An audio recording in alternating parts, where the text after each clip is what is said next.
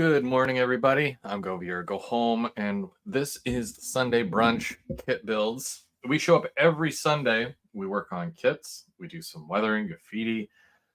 Sometimes I'll work on the layout. It depends. Today, however, is a continuation of the group build where we're building the Walthers Chocolate Factory. Now, each of us are doing kind of a bit of a different take on it. Whether I'm doing, Chapman's ice cream, somebody else might be doing Willy Wonka. We'll see. We'll see what happens. But before we get started, of course, because we normally start around 11 o'clock, I just wanted to jump on a little early to show you guys a couple of things that I've been working on outside of the brunch build. And sometimes during, but I feel like I'm waiting for other things to dry.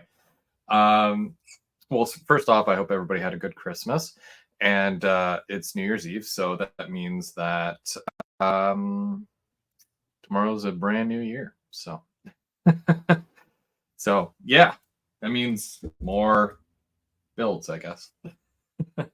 So, if you guys tuned in, I don't know, I can't remember now. It's all one big long episode.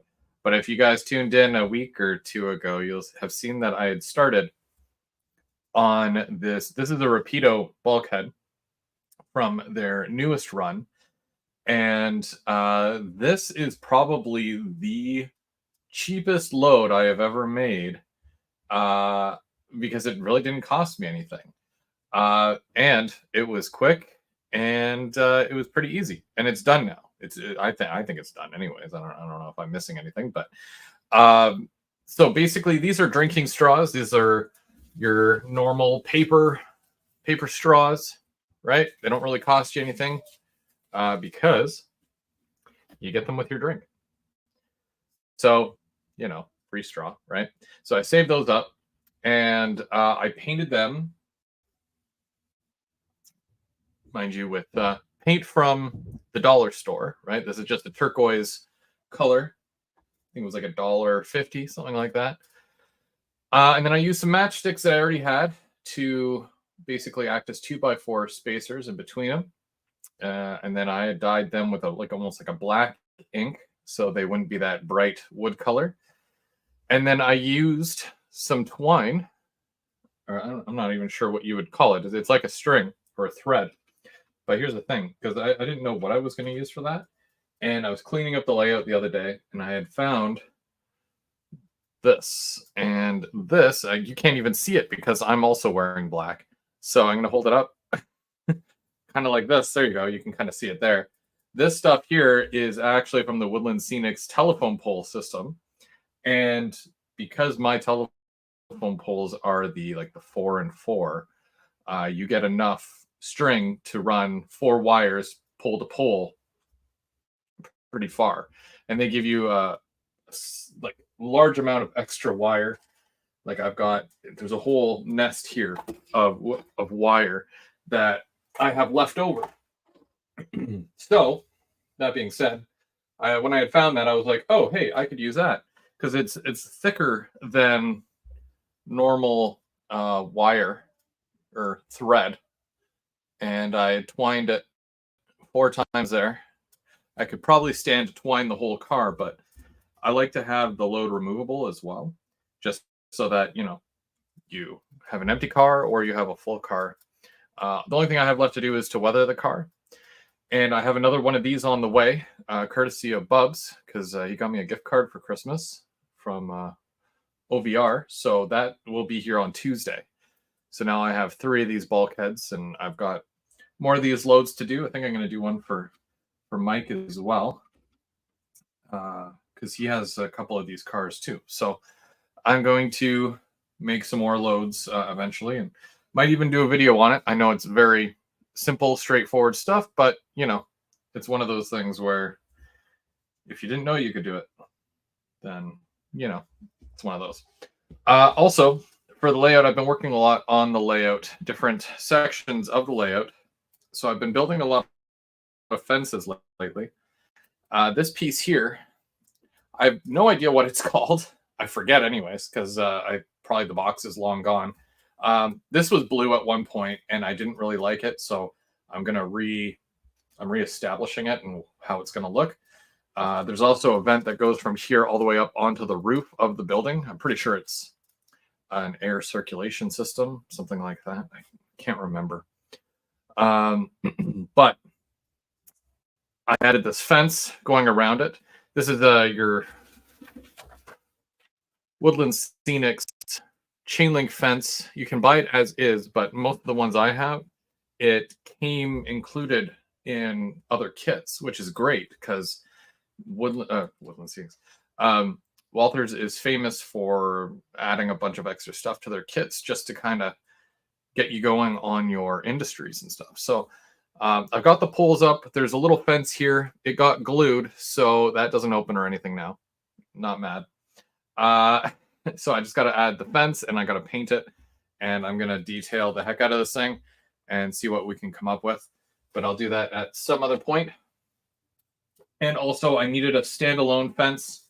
So what I did was I took this piece of foam core board and I measured out the distance between each pole, and I literally took a push pin, put it in like that, and then the pole fit snugly into that hole.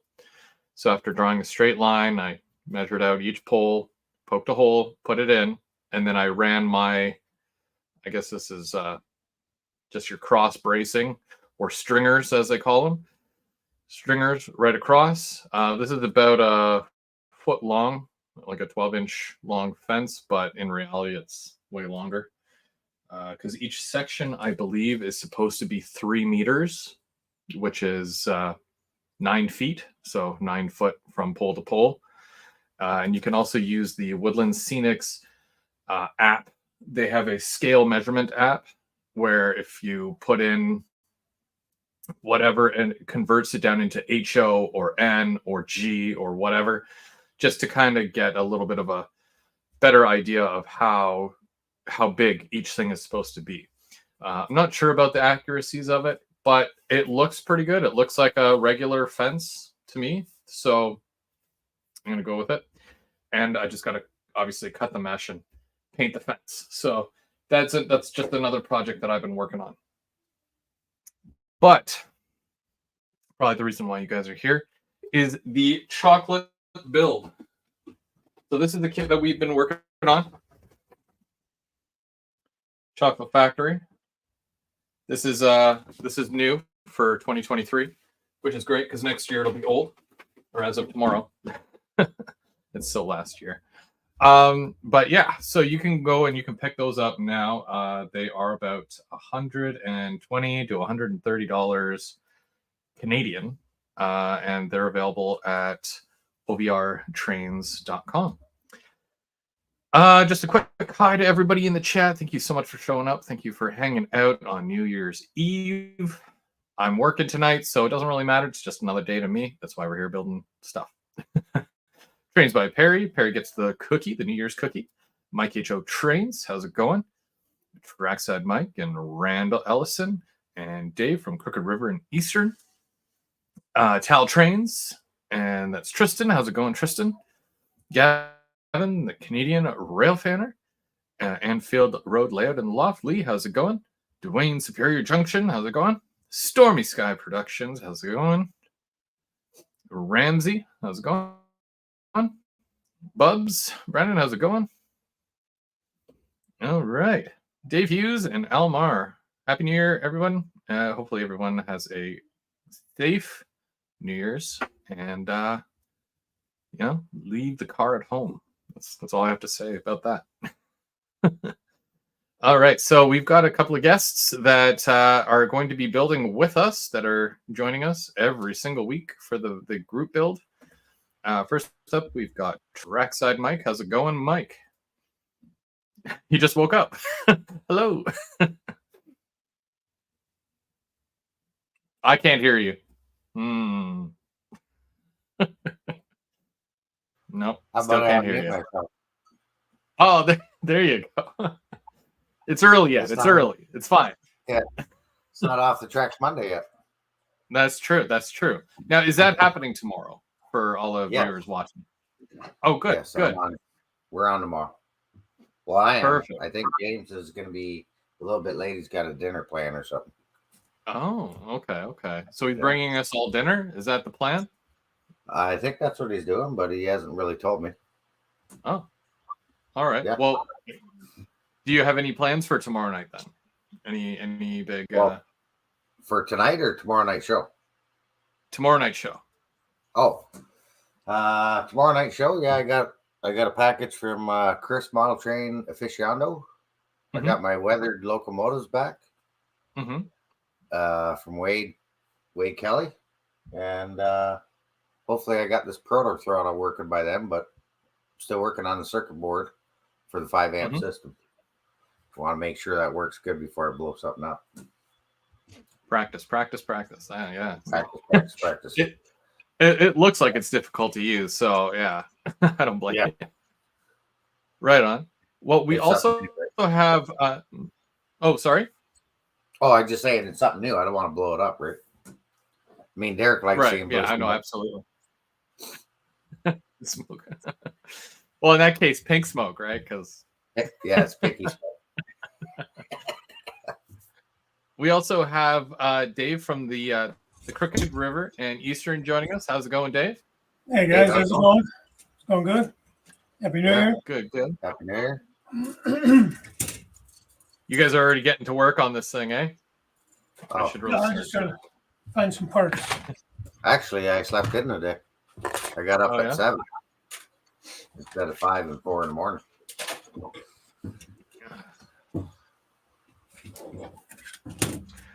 And we also have Randall. How's it going, Randall? Howdy, gents. Happy New Year.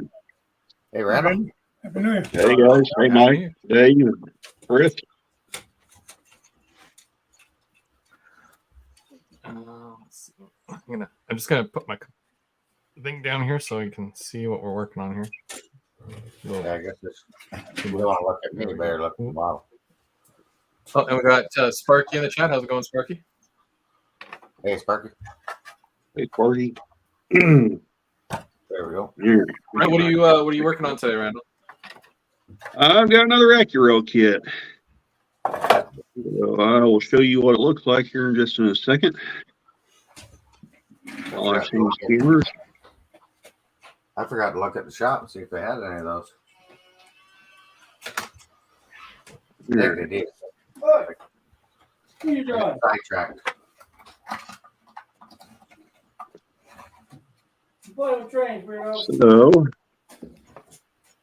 there it is, another 2-bay hopper. Josh Allen. So, yeah. Yeah, baby. So I got the gray one to go with the blue one from last week. So I measured the track. That was nice.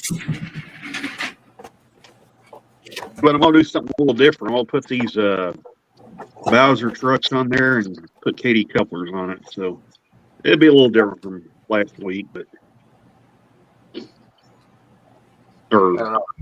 last week. So you like the Katie's? I like the Katie's.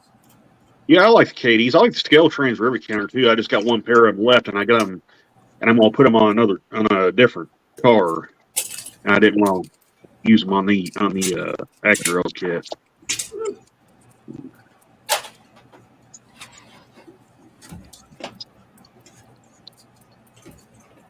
Dave, where are you at on your build right now? Well, pretty much done with the actual buildings. I'm going to probably do the office building today. Still not sure where I'm putting that. I might actually use this in a different kit, different area. I scratch built this. So docks, offices above it.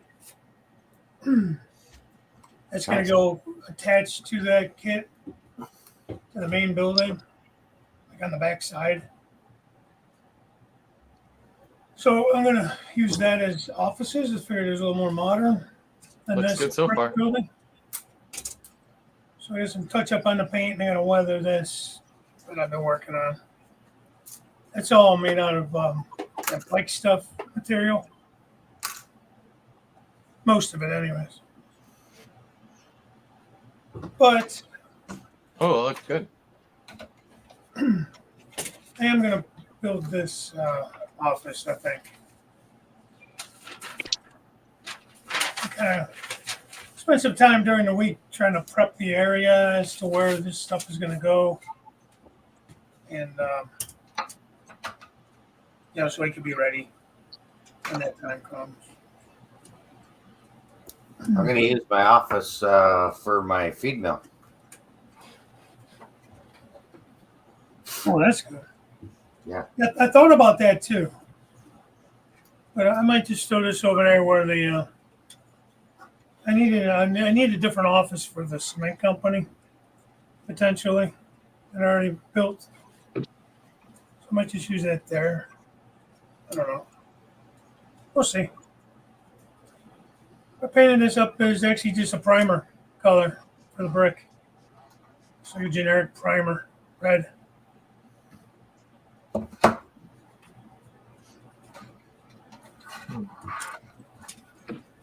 Looks good. So I like that well enough. And use my new cutting mat I got for Christmas. Nice. Actually, it's actually clean. For now. That's a bonus. Yeah. For now it's clean. We'll see how long it lasts. Not long. Right? Santa Claus bring you some 1, 2, 3 blocks? Nope, Okay. bastard. I have to buy my own. Maybe you get some of them at Amherst. Yeah, maybe. My birthday's on the 15th. Well, that counts. Yeah, so I'll make some use of January 15th? yeah. January 15th. Oh, nice.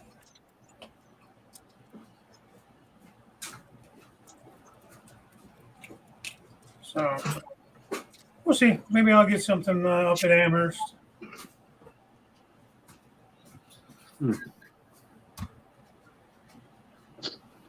Still planning on making it. Yeah. Probably should book something though. There should be lots to choose from. Oh, you got a book room yet?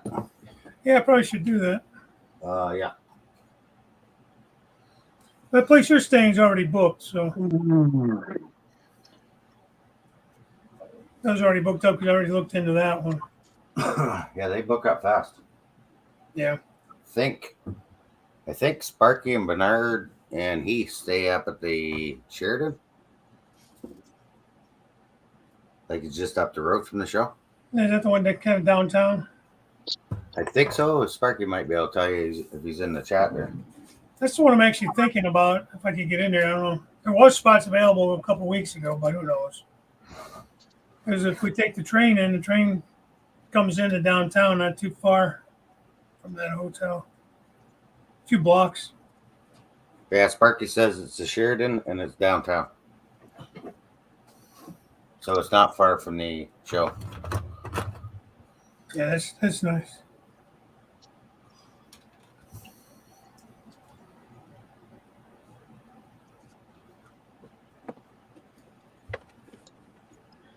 Looking forward to that show. I think I've been looking forward to it since last January. And they got show prices, Dave, is what he's saying. Sheridan does? Yeah. We got to let them know you're going to the show or what? I think so. Yeah, I'm pretty excited for January to fly up here. You flying out? No, driving. But just, it's going to fly. And before you know it, the end of January will be here. Oh, yeah. I know we haven't had the 1st of January yet, but time will fly. Well, it's literally 27 days. 27 days away. They get my Tamiya glue I was looking to get. Yeah. Yeah, it won't be long. Yeah. I know this week off, all I've done is work on the layout and hoping to do an update video today. end of the year update. And then I said I would, going forward, I would do one once a month, but it's hard to keep them promises. That's a nice goal. Yeah, that's why I don't do any update videos, Mike, because of the way my job functions and just everything else. Just the time consuming, right? Yeah. She don't take long, and Well, and two, where my layout's at, you're basically stuck with what you got. I mean, you can't really expand it because of the layout of the house. right. Wow, those are finicky parts.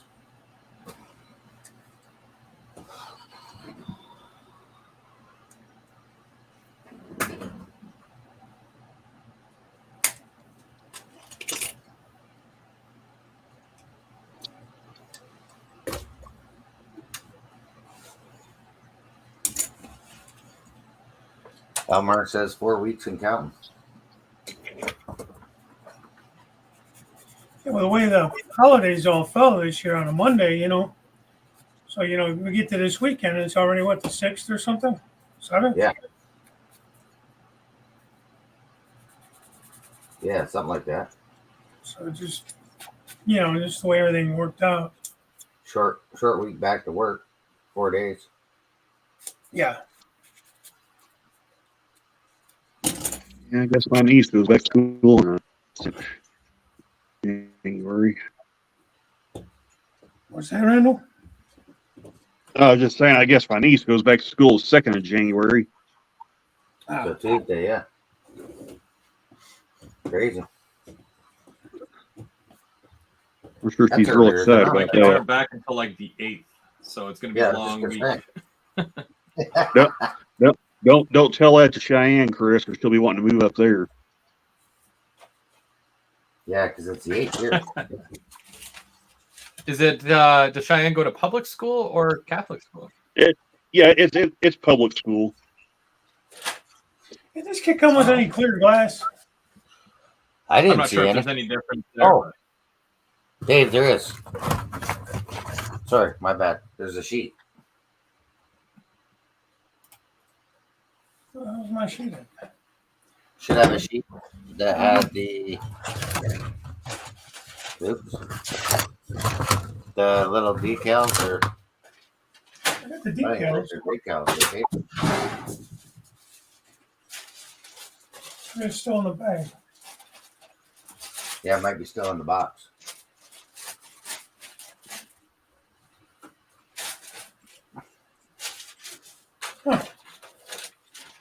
That's unfortunate. Well, it's a clear sheet, not actual windows. You got to cut. There it is. You got it? Yeah, small. Yeah, it's small. That's probably why I didn't see it.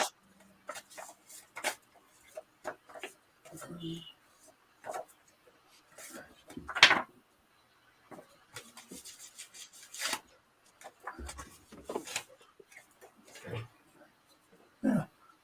I might use it, might not.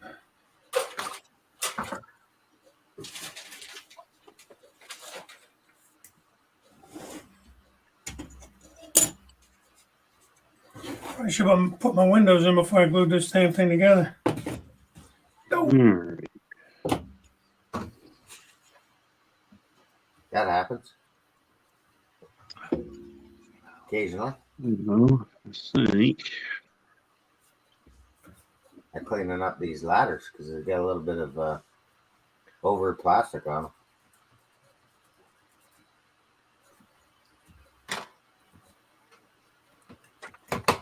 John was saying that he wishes that there was shows around him. Whereabouts are you at, John, if you don't mind me asking? Because even for us, like for me, there's a couple of local shows, but it's like once a year, and it's not like widely, like you don't get the Bowser, the Athearn, the Scale Trains. You don't get all these big names under one roof, right? And I have to drive about 6.5 hours to get to Springfield from where I'm at. So I mean, yeah, if traveling's an issue, then yeah, I get that. But Ooh, Montana. Montana, Super train. I don't know. Does Calgary. anybody know of any shows near Montana? Yeah. Do know. I would have to get my Mall Railroad news Oh, yeah, I book guess out, and I you- don't I guess have you'd have one to go with me, but they have a list of Yeah. shows in the back. You'd be able to go to Super Train in Calgary. Oh, they always look. I know there's a couple of groups on Facebook that primarily show off stuff like that. Wigwag, hey Ben. Hey, Wigwag. Hey, Eagle Creek. How's it going? How's it going, guys? Ooh. Yeah, you definitely want to clean these ladders up.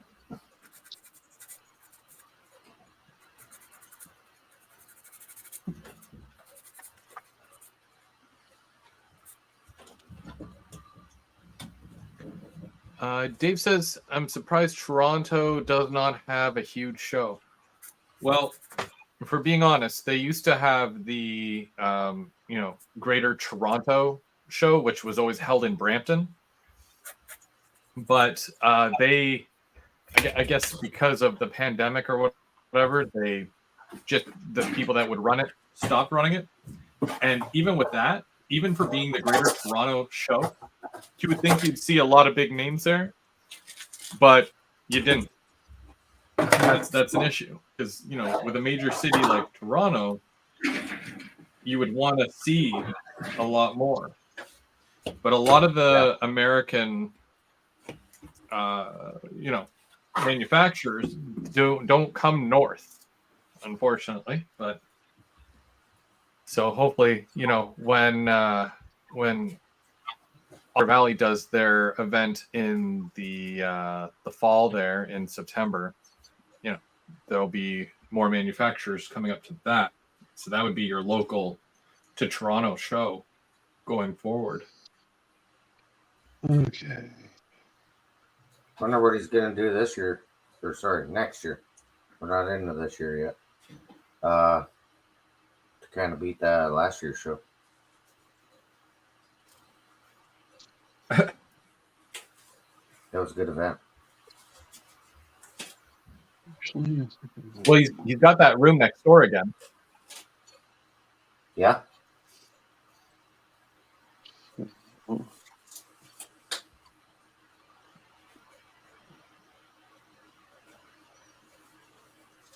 I'm sure he'll be looking for more manufacturers to Show up. Yeah. show off product and stuff.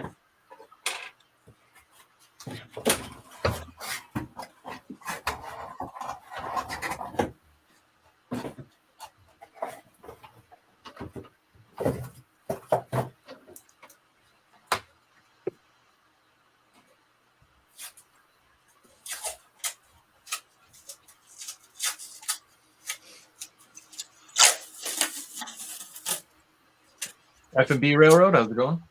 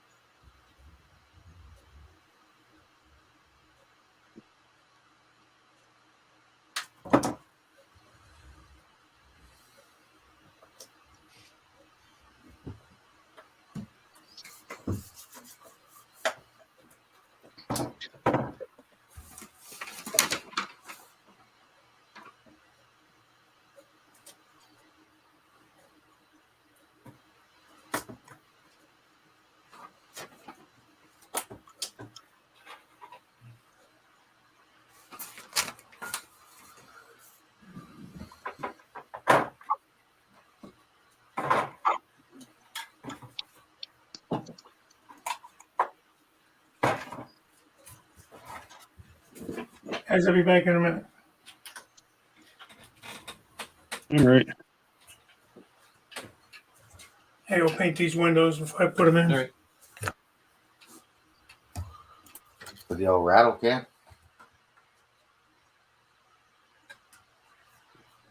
That's going to take a bit doing the windows. Okay. Yeah.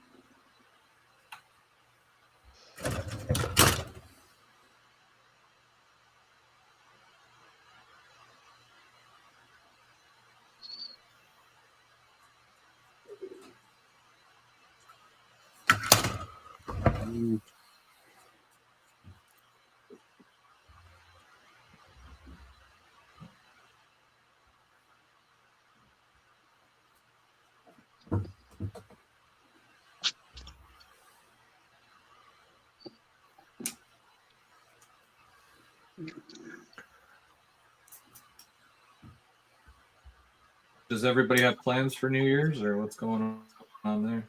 I'll probably just stay here in the hotel, Chris.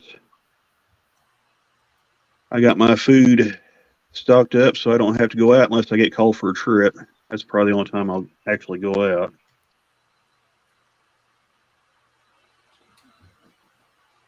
We got stuff to cook.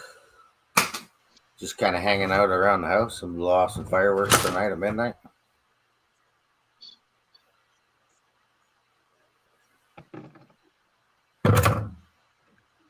Drive around the neighborhood with the golf cart. Nothing too crazy.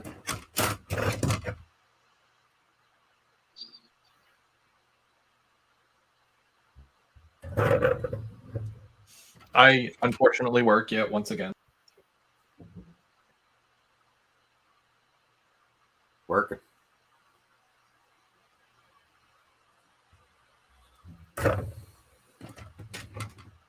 Yeah. Well, I don't find this holiday as big I deal work as both today and tomorrow. Wife doesn't stay up long enough to watch. you don't usually make it to midnight.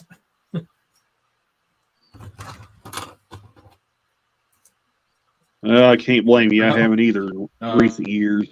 Her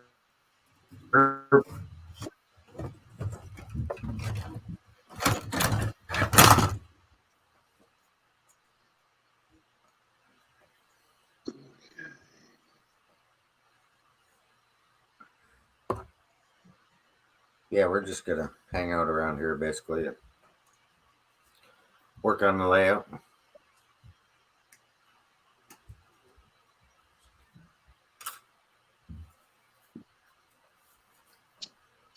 nice.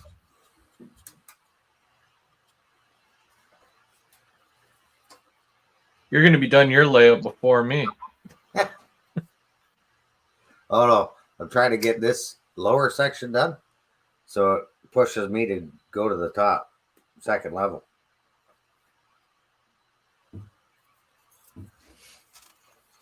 And once I get that corner I've been showing you, once I get that corner done, which I'm pretty close, I'll be done today. Then I can push on to the gillets. Dang it.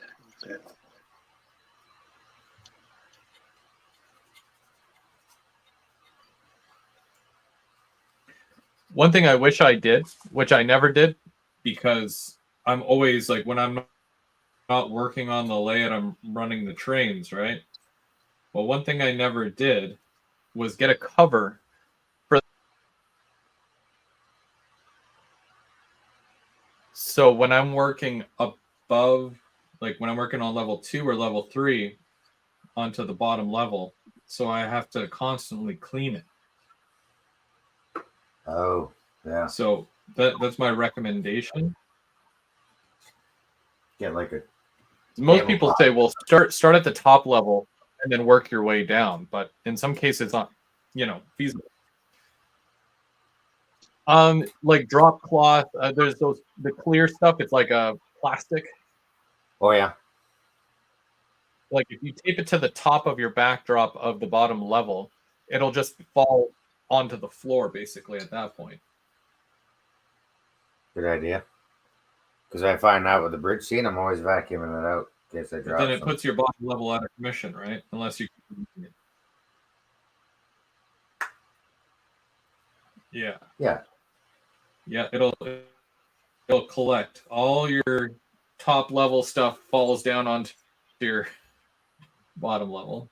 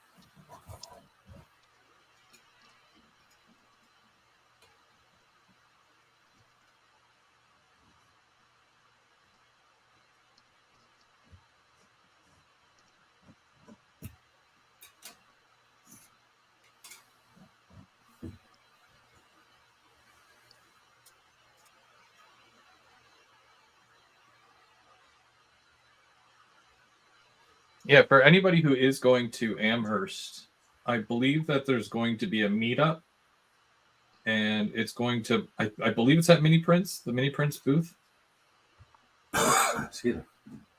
Yeah, I think that's where it's happening. and I don't know any of the times or anything like that.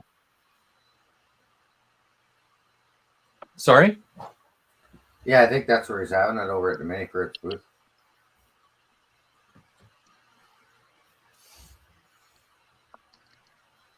We're right across from Mini Prince. There we'll be at OVR, but if you find Mini Prince or OVR, Mike and I will be there, and then I believe Sparky is going to be with Bernard over at Mini Prince.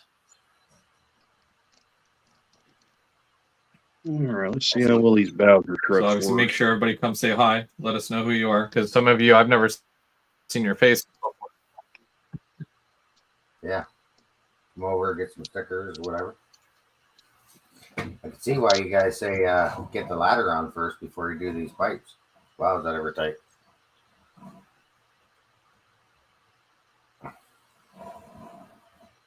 That's gonna work good. Okay. So now I need to get the couplers out. Plus the pipe will hold the ladder in place. Maybe. But I'll knock it off.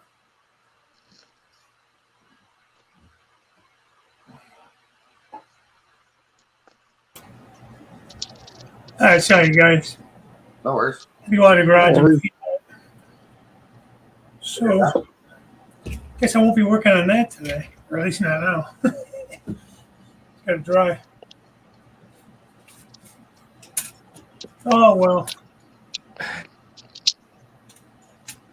I'm gonna go ahead and put those.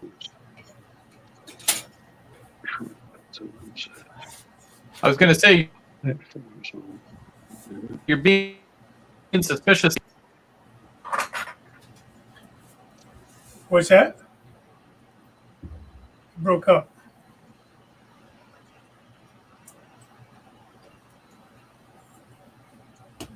I was saying you're being suspiciously quiet today. No, well, yeah. I muted it when I was outside. I just let me ask myself on mute, you know. That's what I do. They're trying Ah. to just in case. Well, oh, yeah, that's all right. So I'll just paint these air conditioning units. Yeah, that's it. Yeah, I don't know how you get that ladder in if you had the pipe in first. It was not easy. No.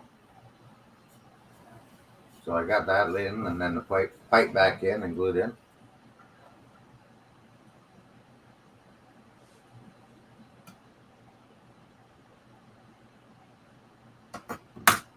Did you get the pipe through that hole there? That little ring?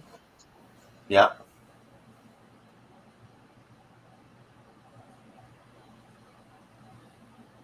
And I had to drill a couple holes in the roof. It's weird. You don't.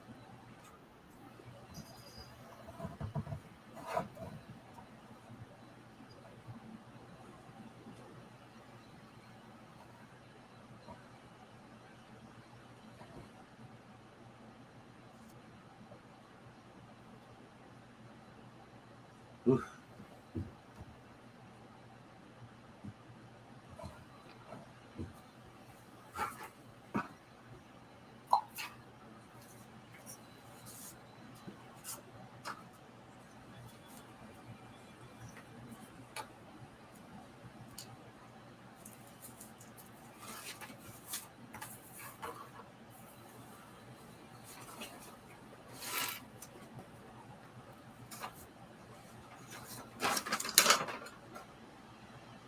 I'm trying to see it.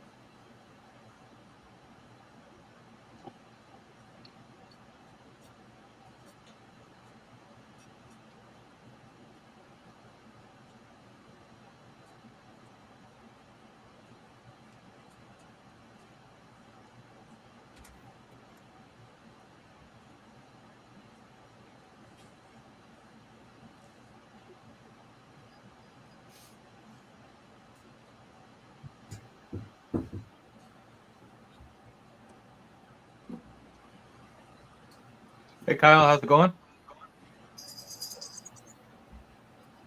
Hey, Kyle. IFB, Hey, Carl. Kyle? Mar. And there's Chris from Model Train. Storm is Hey, coming. Chris. Dave Hughes started watching YouTube videos and got the bug again. Oh boy.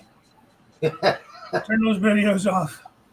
That's what happens. It's true. If I had a I dollar am for stuff every like time that happens, isn't it? Oh. Then all of a sudden you're hooked back into it and you're looking for your closest hobby shop. It's definitely not a bad thing, but Just seen on Facebook, DJ's Train said he's gonna basically be getting out of the hobby. 24 is not gonna be making any more videos than that. What? Yeah, What's going on there? I don't know. I was assuming there'd be a video about it. Well, I did see he posted one yesterday, but I haven't watched it yet. I feel like the one yesterday I watched it. There was one about his speech that he did at the Pennsylvania Railroad Museum. You know, life as an engineer kind of thing. Oh, okay. I watched that one yesterday. I think that was the most recent one.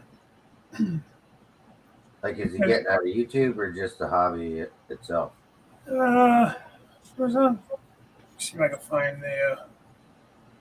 Somebody screenshotted this and sent it to me. I think both. Really?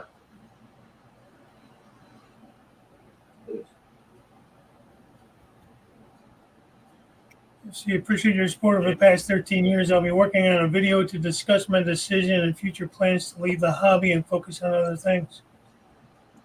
You'll be taking down djstrains.com website in late February. Oh, wow. I'll no longer be making YouTube videos in 24.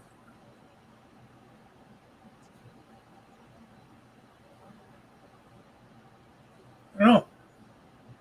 Maybe just finally got burned out. I mean, the guy's done so much. Yeah. Great. Maybe his work schedule's picked up. Yeah. So I feel like his daughter's got to be, got to be damn near college age by now, if not already, or out of college even, or out of high school, anyways. Yeah. I found that kind of surprising.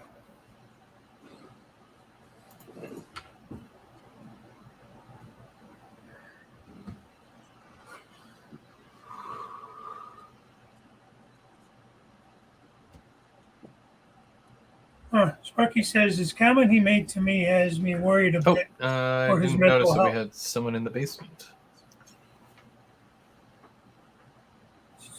Oh, what was that, Dave? Sparky just posted on in the chat. His comment he made to me has me worried a bit for his mental health. Yep. I don't know what that means. That's not good. Yeah. I hear you there. Hopefully everything's okay. DJ's a great guy, man. It's great. Member in the community and stuff too. And Second pop-up event, we met him at OVR. Yeah. Or sorry, that was the meet and greet.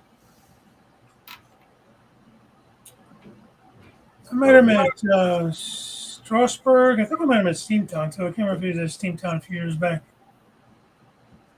Oh yeah. I know I met him at Strasbourg a couple years ago.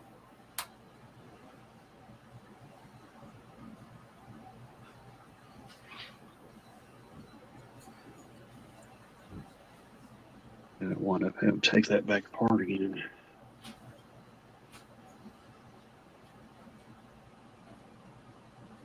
We'll see. I'm pretty sure he's tired of all the negative comments too.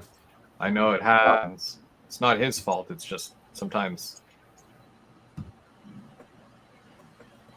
Yeah. it's just negative people that bring down the hobby. You know, Yeah, Yeah. ruins it for the rest That's- of us. that's a lot of it right there, Chris. There's a lot of toxic people on there.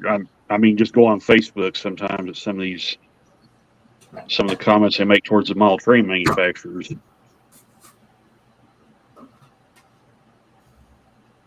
That seems to be constant, eh? And I had showed Mike, and it was on a video about some trees that I got from Grand Central. And the comment basically just said that they were, dare I not say it, but he didn't like them very much, which is fine because everybody has an opinion. Yeah. But, there's Just because, constructive just criticism, yeah. and then there's just, saying the first words that come to your mind. Yeah. Well, I was just getting And then ready to say, just because one guy doesn't like him doesn't mean everybody else has to hate him too. So, Well, why does that person feel the need to say something? Oh yeah, like it, I you don't like it. I don't pay it any mind. I delete them. Well, yeah, for sure. Yeah, and I love those trees. I wish somebody closer carried them in stock. I just don't understand why people have to. If you don't like it, scroll on by and that's it. You don't have to make a comment. Yeah. Mom always said, can't say something nice, don't say it at all. So, I'm sure we all scroll past things that we don't think are the best looking or the best quality or the best done or whatever. Well, it happens, and I'm like, yeah.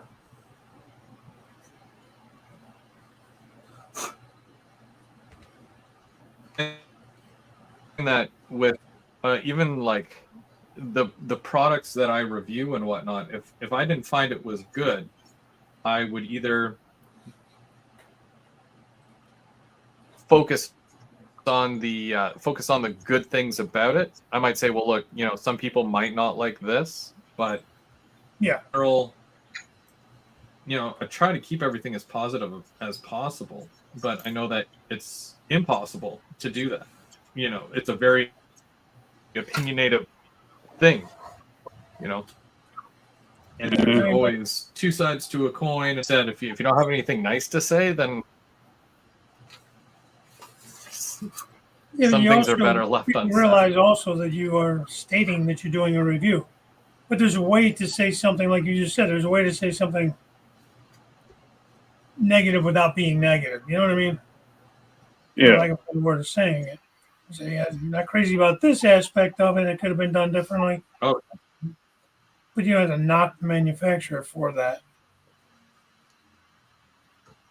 Exactly.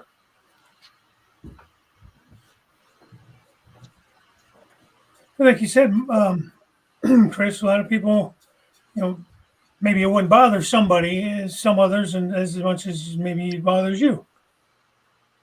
Something about an item, not bothers, but maybe you're more particular about something than somebody else would be.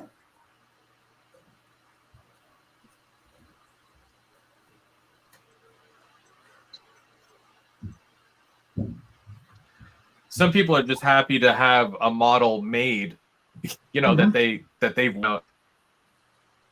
It might not be 100% to spec and all that, but right. You know what? When are you? Not every train, not every road name, not every actual locomotive is going to be made. So when something finally does show up, you kind of have to just be happy with the fact that it's even considered. Yeah, I agree.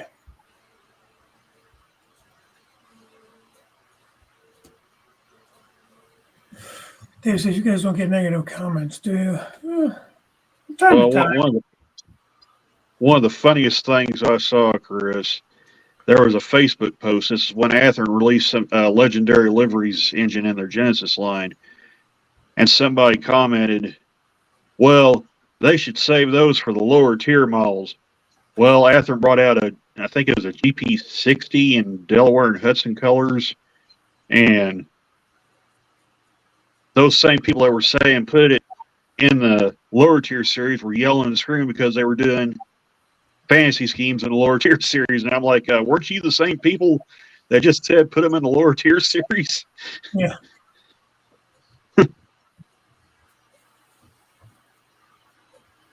Well, there's a good example. It's hilarious.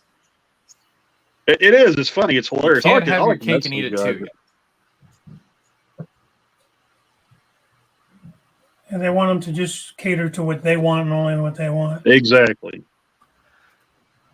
Like, okay.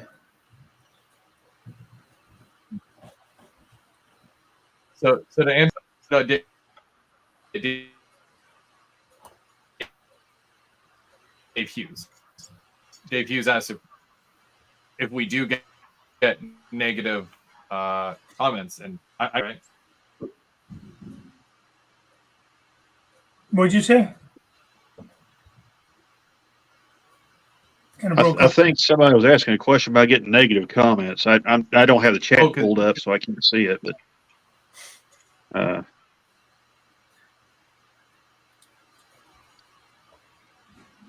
don't know if I would word them as negative. Dave Hughes was asking if we get negative comments, and the short answer is yeah, it does happen.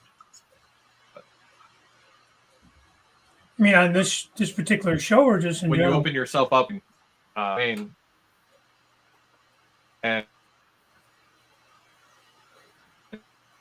people can, disagree.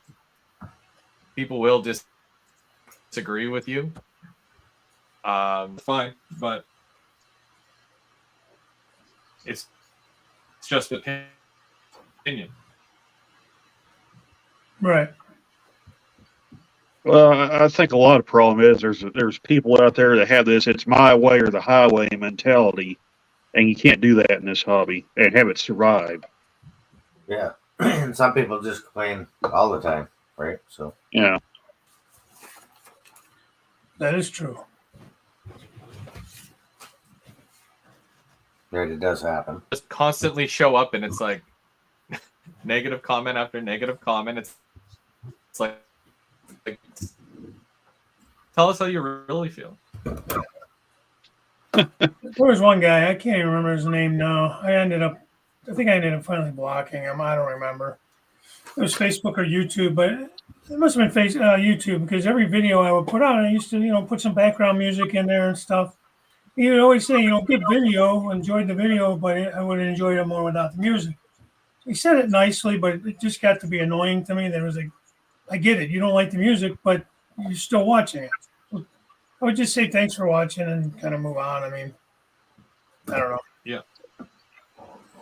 But it's funny because it's, as much as I want to think that kind of stuff doesn't affect me, it does kind of stick with me for some reason. Like the comment. I made a comment on the old layout, some scenery thing I had done, and I thought it looked pretty good, and that person didn't. He wasn't mean about it or anything, but just the way he worded it. It makes me think about the way I do stuff sometimes when I do scenery. So in a way, maybe it was good, in a way it was bad, but I do kind of think a little bit more about what he had mentioned that I did that made sense, but at the time I kind of took a little offense to it, Yeah,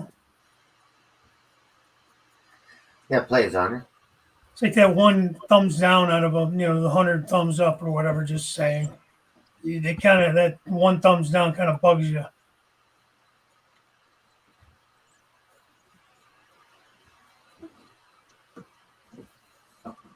Yeah, especially when you put a bunch of Another time big in one that. is, of course, because people will say,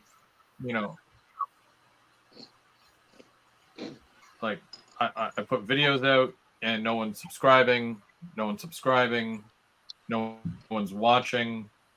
But at the same time, in the same breath, it's like the way the algorithm is with YouTube. I'm sure we all go through these stints where it's like, the views are down or whatever, right? So it's not necessarily that no one likes your videos or, all these people are unsubscribing you. No, that's just YouTube's algorithm getting rid of the bots and all that stuff that are in the system. It's leveling itself out. Well, how are these bots? What is actually a bot? What how does that happen? Like, is it? That is a How good does a question. bot have a channel or whatever? That I'm not too sure of. 'Cause you have to have an I will account, say, right? go ahead, Dave. Oh, wouldn't you have to have an account with YouTube in order to be able to comment on videos and stuff, or no? I don't know how that works really. Me neither. My niece is a lot smarter on that than I am, because she's got like 3 or 4 different YouTube accounts with her friends.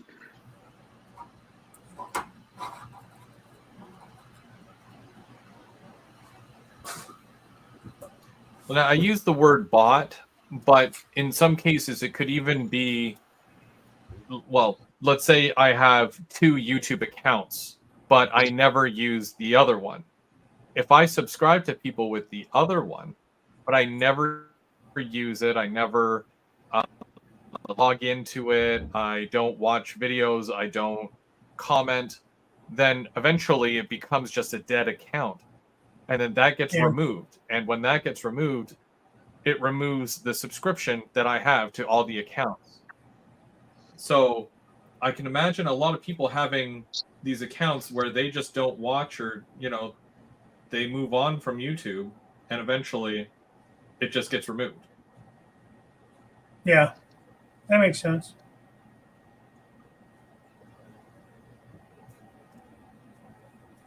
I mean, I'm subscribed to so many channels. I mean, thousands.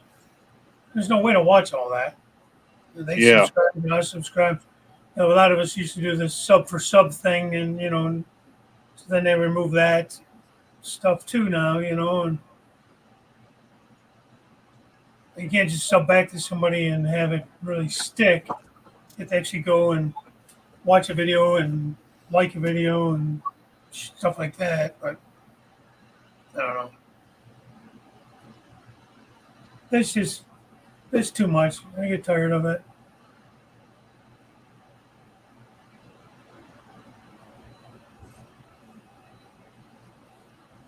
Some people, I don't know how they do it. They just all day long on YouTube, man.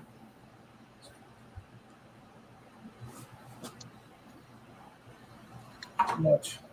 Takes a lot of time. You guys know how much effort goes into making a video, even if it's a short video. You still, most of us do some kind of editing or something. Yeah, I try to keep my editing as little as possible. I just basically just chop stuff down for time. Because when I start filming videos, I'm bad about getting to rambling and stuff, and there's just a bunch of junk that I'd rather not have in there. But when I first started YouTube, first couple of years, I actually didn't edit at all because I didn't have any editing apps or anything. So my videos were getting obscenely long. Yeah. Because I wasn't smart enough to chop them down at the time.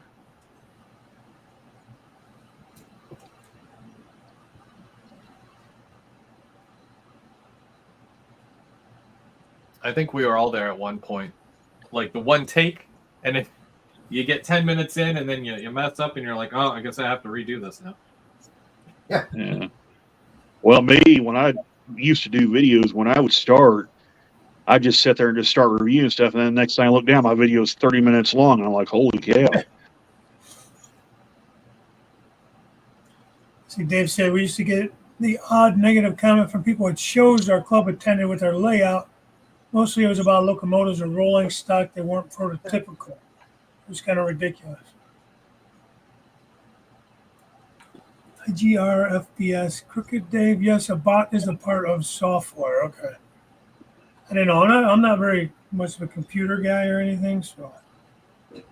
Yeah, I'm not either, Dave. Like I said, my niece knows more about that stuff than I do, so. Yeah. I know enough to get in trouble, I guess. That's how I like to word it. Yeah.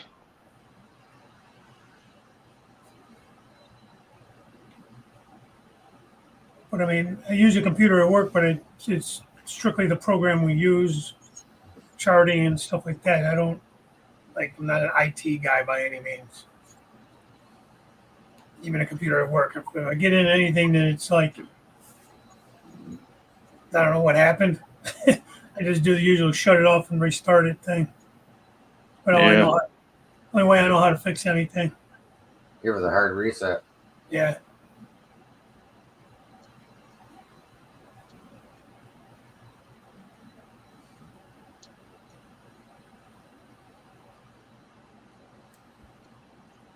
What's crazy when they have an update or something on a computer and they go down, they'll warn you. Okay, we're going to start.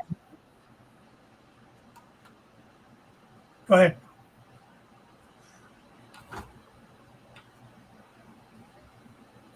Oh no, go ahead. Go ahead. I understand when they're going to do an update, they'll say, okay, between these times on this day, you're going to, we're going to do an update.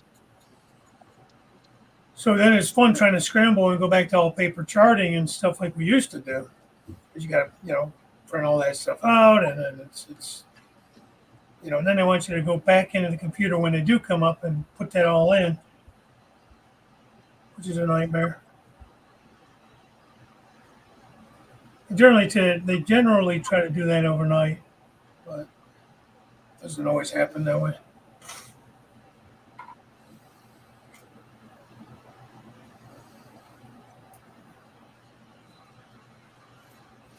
So with what Dave says there, getting negative comments from people at shows or club attendance, it's like, so for me, I'll buy, let's say, a locomotive, and I could be so excited about this locomotive, and it might have cost $300, it might have cost $400, but if it takes one person to ruin that for you, just by saying, "Oh, I hate that manufacturer," or "I hate that locomotive," or "This is wrong, this is wrong, this is wrong." Just let me have this moment, you know? Yeah. Like, Yeah, I worked you don't really like it, hard then and I why would- saved up my pennies. I bought myself something shiny and new. 100%. Because I bought it doesn't work. And let's say I put it on the tracks, I test it out. Okay, this doesn't work all that well, or it's really noisy, or the speaker's kind of eh. Then it's like I can let you know. And if it's something that deters you from buying it, you're still going to buy it because it's something you really want. But it's something to be aware of. And if you find, okay, well, I'll get that locomotive, but I'll change out the speaker, or I'll get LEDs instead of whatever bulbs are in there. Stuff like that. And at the point of sale, the locomotive is not done. You can still do stuff to it. For example, if you buy an Athearn locomotive, you can either be happy with soundtracks, which a lot of guys love their soundtracks, or you can buy it DC and then add lock sound. There's no, it's whatever you prefer, and it doesn't make it any less just because it has one decoder or the other. And that's what I don't understand about guys, because it's the whole, well, you're either going to like one or you're going to like the other. It's either going to work, it's not, gets you from A to B, fill that void, you know, whatever. Don't ruin it for somebody else. Yeah. Right, yeah. Yeah. It's all in favor.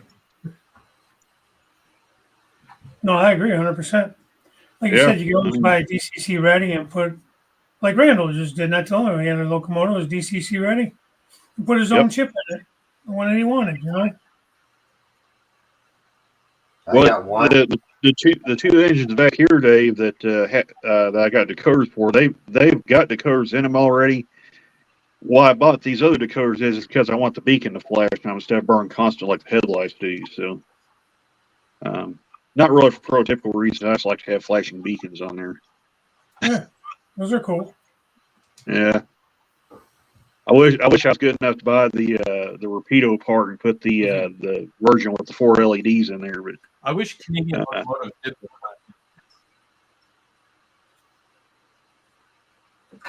what's that, Chris?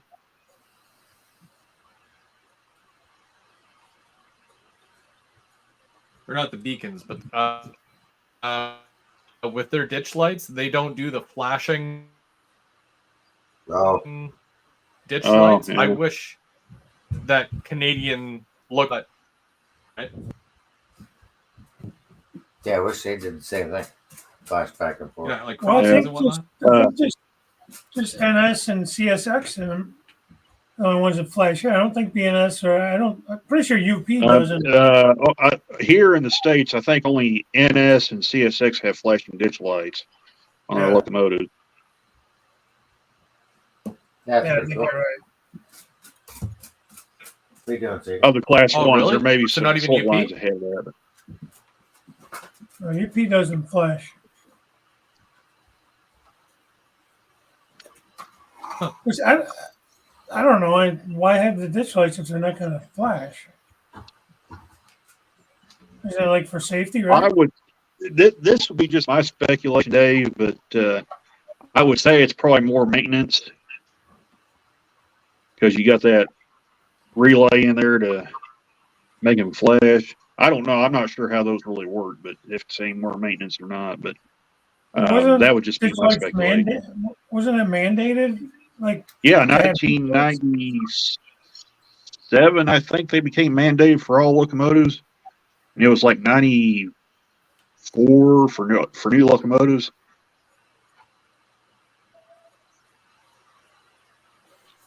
I'm assuming it was for safety reasons or visibility Yeah. reasons. So I would think flashing would make them more visible. I'd have to look that up why they could make them like that. That's a good or why question. railroads opted to get away from that. Because, like in the early days of Burlington Northern, their first SD70 Max had flashing ditch lights on them. But BNSF since removed that off of them. Now they just burn constant like the rest of them do.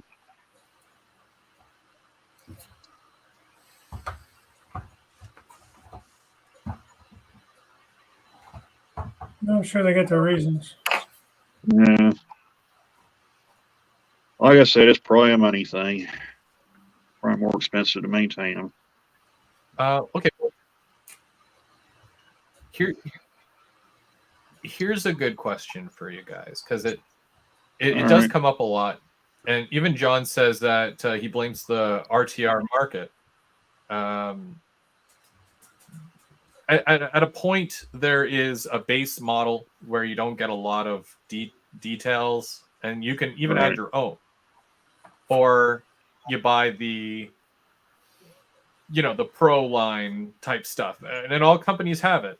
It's not just one company. Yeah. Most of them have a base model and more advanced stuff. Do you prefer one over the other? And what do you recommend? Really, Chris, and this is going to sound kind of strange because of how many rivet counter engines I've reviewed and Athearn Genesis and whatnot. I don't really buy them for the details. I buy them for the paint schemes. That may sound really weird to people, but that's just how I roll.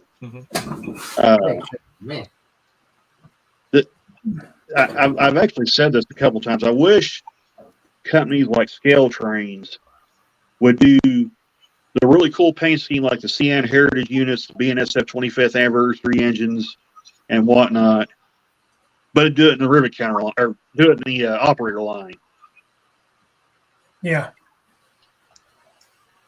Some people just can't afford the rivet counter, but they would love to have that model. Exactly. So they don't do them in both? Nope. No. They don't do the specialty schemes now, like the Heritage 1, the Heritage 2, they've done in both lines, but they don't do the specialty schemes like the 25th anniversary engines from BNSF or the CN Heritage units. Now, I'm interested to see what's going to happen with this new hypotypical line they've announced. I was just going to ask what you thought about that. Yeah, I am really what I'm really interested to see what's going to happen is where's the steam engine going to fall in this? Will they go to the rivet counter line or will they go to this hypotypical line? But and there was a podcast Drew at Nordell Mall Railroad. He did a couple years back where he interviewed Shane Wilson.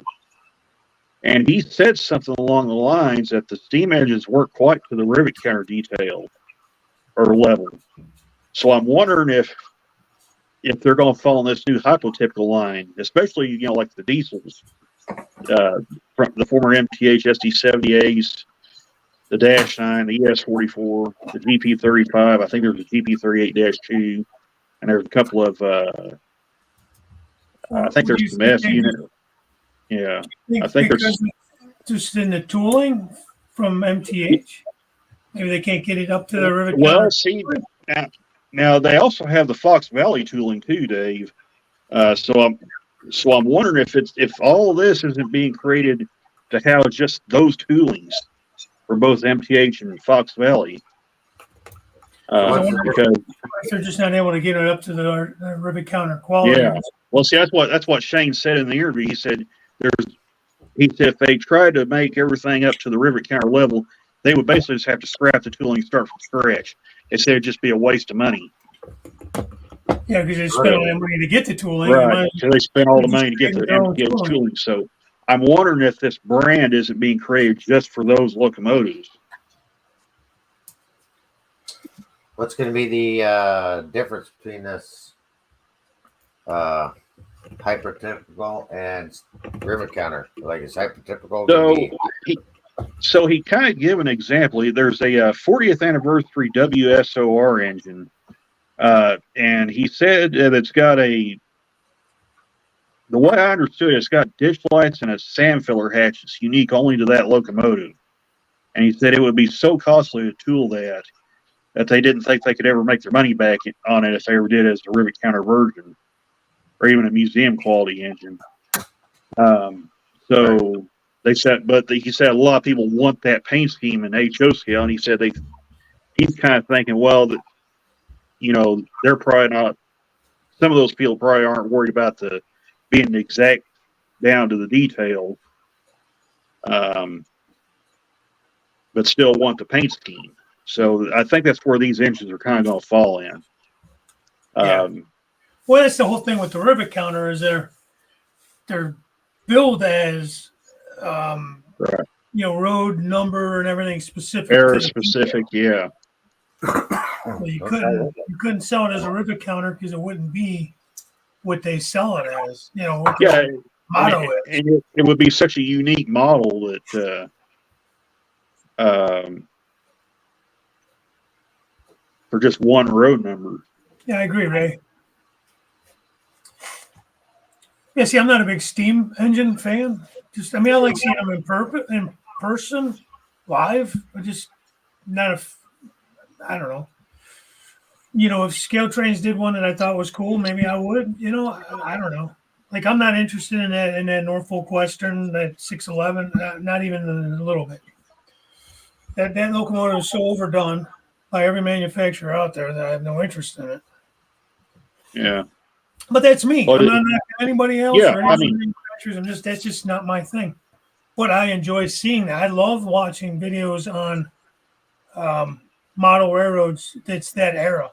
I think it's so cool to watch little steam engines doing like switching operations compared to a diesel. It's just different to watch, But for me, it's done. I like modeling modern era. Yeah, I like the big diesels. I mean, now if Scale Trains come out and say, "Hey, we're doing 1522," I'll do whatever it takes to get that engine. But as far as the other stuff, I'm like, yeah, well, I mean, they're cool, but I can't run them on my layout. What's 1522?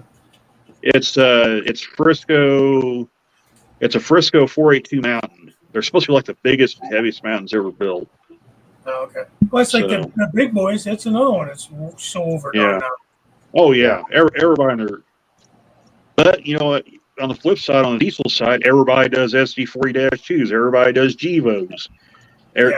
Most everybody does -9s. I mean, it's on both sides of the dial, really. But well, you could flip my statement around and say somebody that always models steam would maybe not be interested in a GEVO or a SD40 because everybody's done it. But it's kind of what I'm saying the other way around, where I'm a diesel, modern diesel. So, although the SD40 to me, when you think of a locomotive, a classic locomotive, right, that's what I think of as that style of locomotive, the EMDs. And in model form, it allows you can run on any layout just about. So, let's see. If somebody wanted. Yeah, if somebody wanted like a 6-axle and there's a lot of variations of the SD40 as well. Right. Yeah. And there's been rebuilds, a ton of rebuilds. Mm-hmm. In fact, CSX just rebuilt again. What the heck's that one, Randall? Yeah. That's one where they stuck the GEVO prime movers in them, isn't it? Yeah, something. They're like what are they called? Like a ET23 or something like that? I forgot what they're called. What's I'm blanking. Expensivest locomotive? What is an expensive and too expensive model locomotive for you? Yeah. I mean, to me, it would be the steam. Like you look at the Broadway, some of those steam locomotives are like $500 and $800. Like that's yeah. You know what I mean? And that's probably another thing that's kind of held me back from wanting to get into modeling steam. It's just that much more money. There's more to them, don't get me wrong, more moving parts, all that kind of stuff, but it's just more expense. How these diesels themselves, these diesels are 300 plus or 250 plus, Well, yeah. For us, it's a lot like of people 400. forget as well is that what you're seeing now with newly tooled locomotives, you're getting into the 2023 price bracket. So a Right. good example of this is the new Via Rail Charger. A lot of people Yeah. will say that $400 Canadian price point for that locomotive, or even better, the cars, which are $160 to $200 per car. And they said, but it's Bachmann. But if you take a look and the fair comparison of an LRC car from Rapido, when those were originally tooled, and I'm just a shot in the dark, 2004 is what I'm guessing, the price of the tooling then is nowhere near what it is now. So Right. when they were selling them at like $100 or $110 a piece, that matches with the fact that they've been tooled already for a good 15 years already. It's not a 2023 tooling, and tooling has changed a lot over the years. So let me ask you this: so when a manufacturer, why am I paying this much for something like this right now? It's because you're paying for 2023 tooling. That's why. well, say a And it'll be manufacturer, the okay, same for scale, other locomotives and cars going forward. you know, I mean, this is tooling, but it's also labor, all that kind of stuff, price of material. Right. Yeah. Because All that like stuff. say scale trains, they do how many runs Oh, of absolutely. say the SD40. They've already had the tooling. It's the same tooling. It's not changed, but it's a year or two later down the road. Like you're saying, different years, same tooling. Because it's still pretty recent. I don't think they're changing the tooling on anything, but it's another $10, $20 every time they do a new run of these things. Well, it may not be the main tooling changing, but some of the road specific details that they put on probably changes a little bit. And that is true.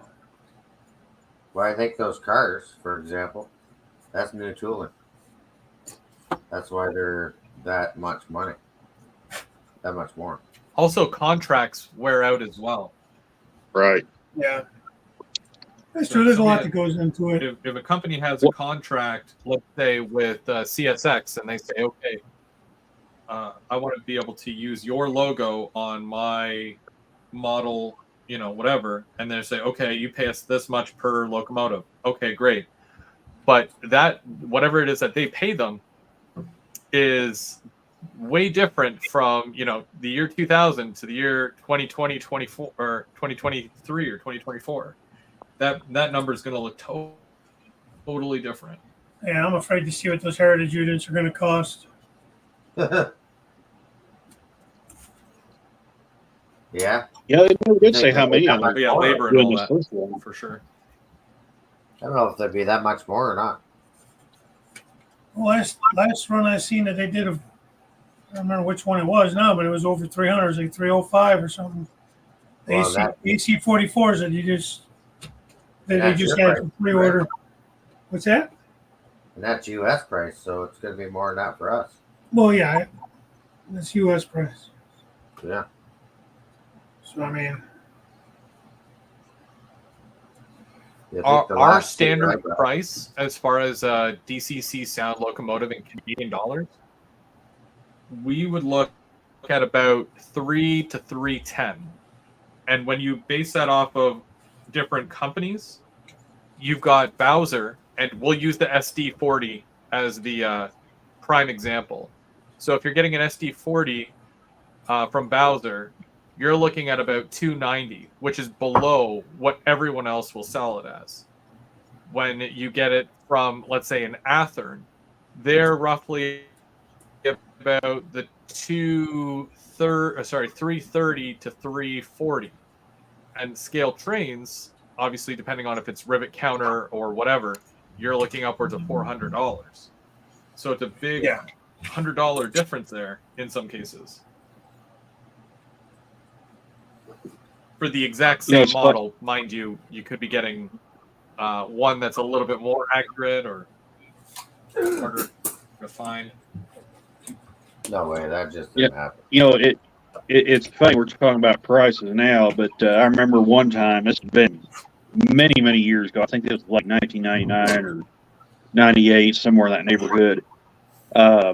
Overland Models had a brass model of an SG70 Mac, one of the Grimstein engines. I was like, man, those things look so cool. So I told Mom one time, I said, I wonder how much one of them things costs. So we called them up, and I asked him, I said, hey, that engine you're advertising on the back of Model Railroad, I think it's Model Railroad Craftsman, or Railroad Model Craftsman.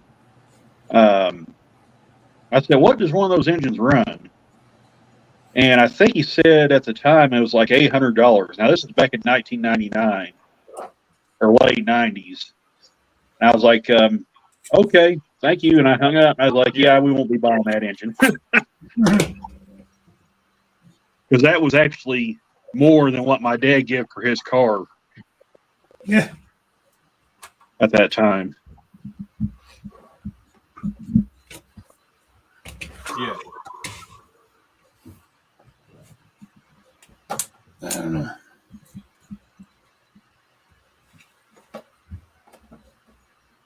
For me, when it comes to the actual locomotive or the car, I tend to base it off of what I primarily model, and in some cases, the stuff that I model is really hard to find, like Ontario Northland.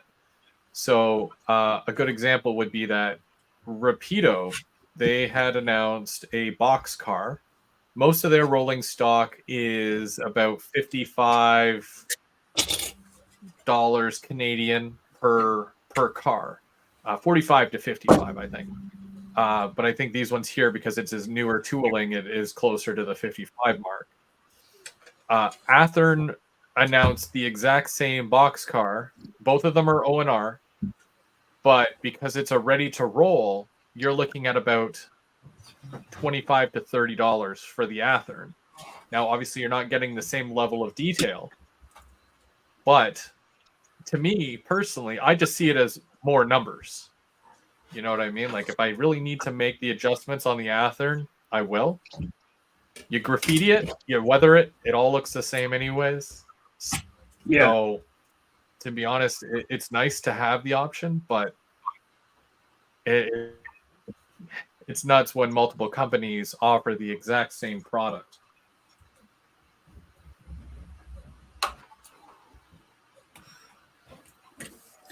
Yeah, it's kind of what are you willing to accept in a model? I mean, if you're willing to, if you have to have that exact detail, then you're going to pay for it. If you're okay with it being close, and you're able to do like you just said, and then that's okay. Some guys don't want to be bothered with it. Some guys don't have the skill. I mean, I don't have the skill or the workspace to be doing stuff like that. So,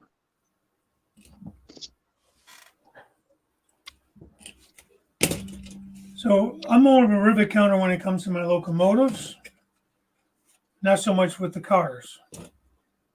I mean, I want them to be close. Like, I'm fine with buying. I'll use scale trains as an example, or how about Walthers? Like, I'm fine with the Walthers mainline. I love those cars. I think they're plenty enough detail. oh yeah, Like you said, you can do some weathering or whatever. I can live with the handrails being a little more chunky than on their Genesis line, or not Genesis, Proto line and things like that.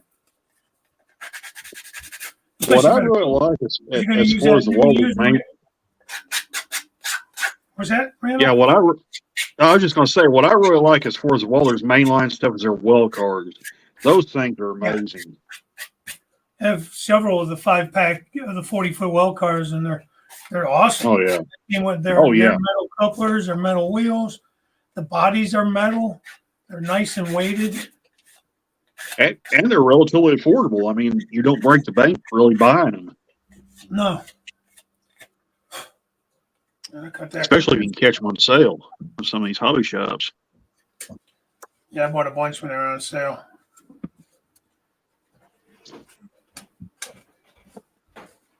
I think it was, I want to say maybe, was it Lombard? I can't remember now. I think it might have been. But I got them for like, I don't know, $89, $90 for the set. Yeah. when I bought them. Been a couple years ago now, you know, but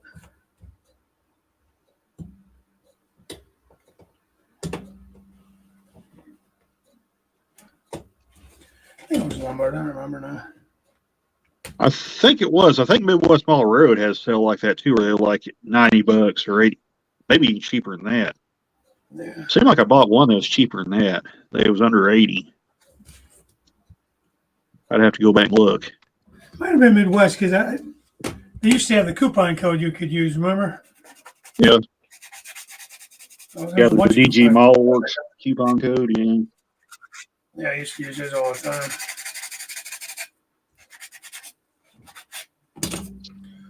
Is he still doing stuff?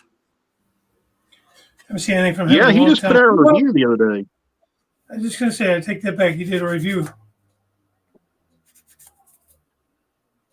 Oh, did he? Yeah, he did a review on a Athearn SW1500. I still got to watch that video. I haven't watched it yet, but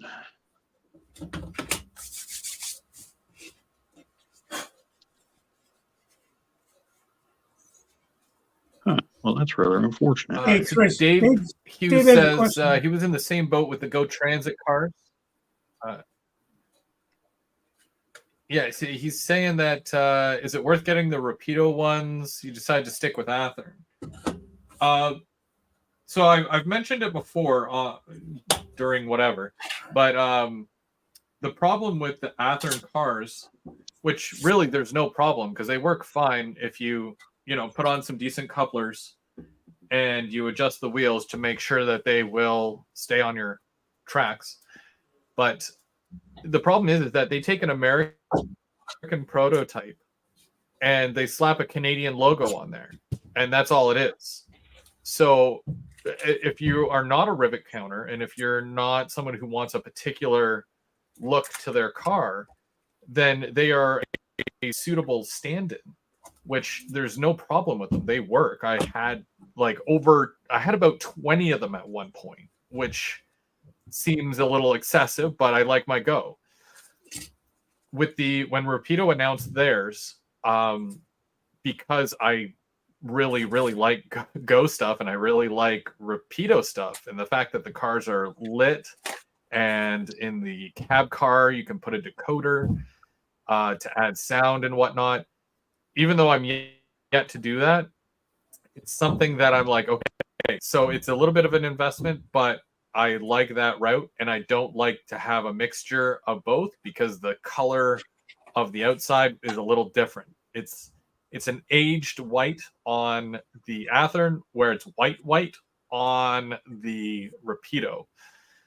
So it's little particulars like that would drive me insane, but that's just me. They are a suitable stand-in, but I'm particular with certain stuff, and that's one of those things. And now I sound like a crazy person.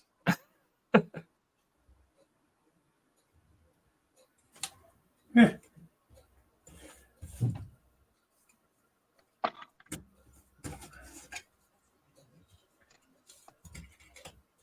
But yeah, they're nice. They're, when you're getting a Canadian car, you want it to be done, to look like the Canadian cars. Having an American stand-in or American prototype is not really what I wanted to do. I can understand that.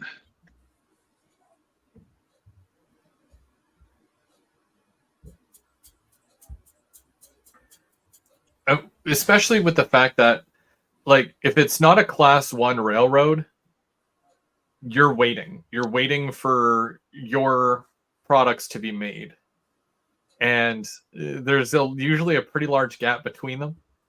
So if you just ran a CN and all CN, you're shopping all the time.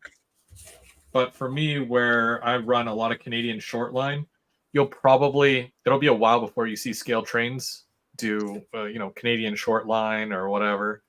So that's why I've never really purchased from them.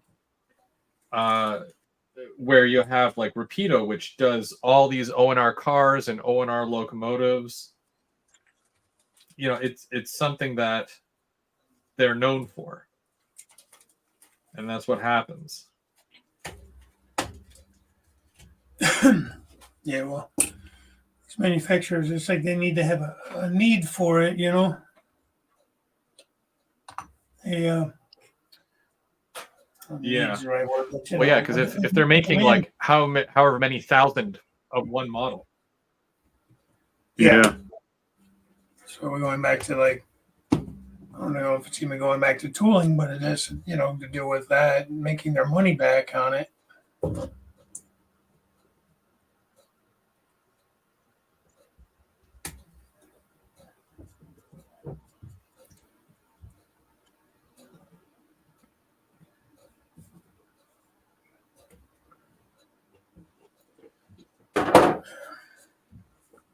Tacky.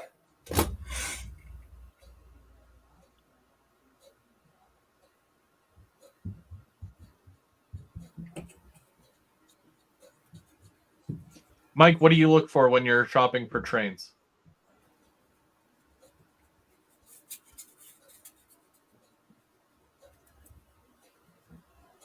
If you can hear I me. think Mike's muted. Mike is muted. I He see said it. you- Mike's muted. I Yeah. can see it. He said he had to go spray some last minute parts. So he must went out to the garage. Oh.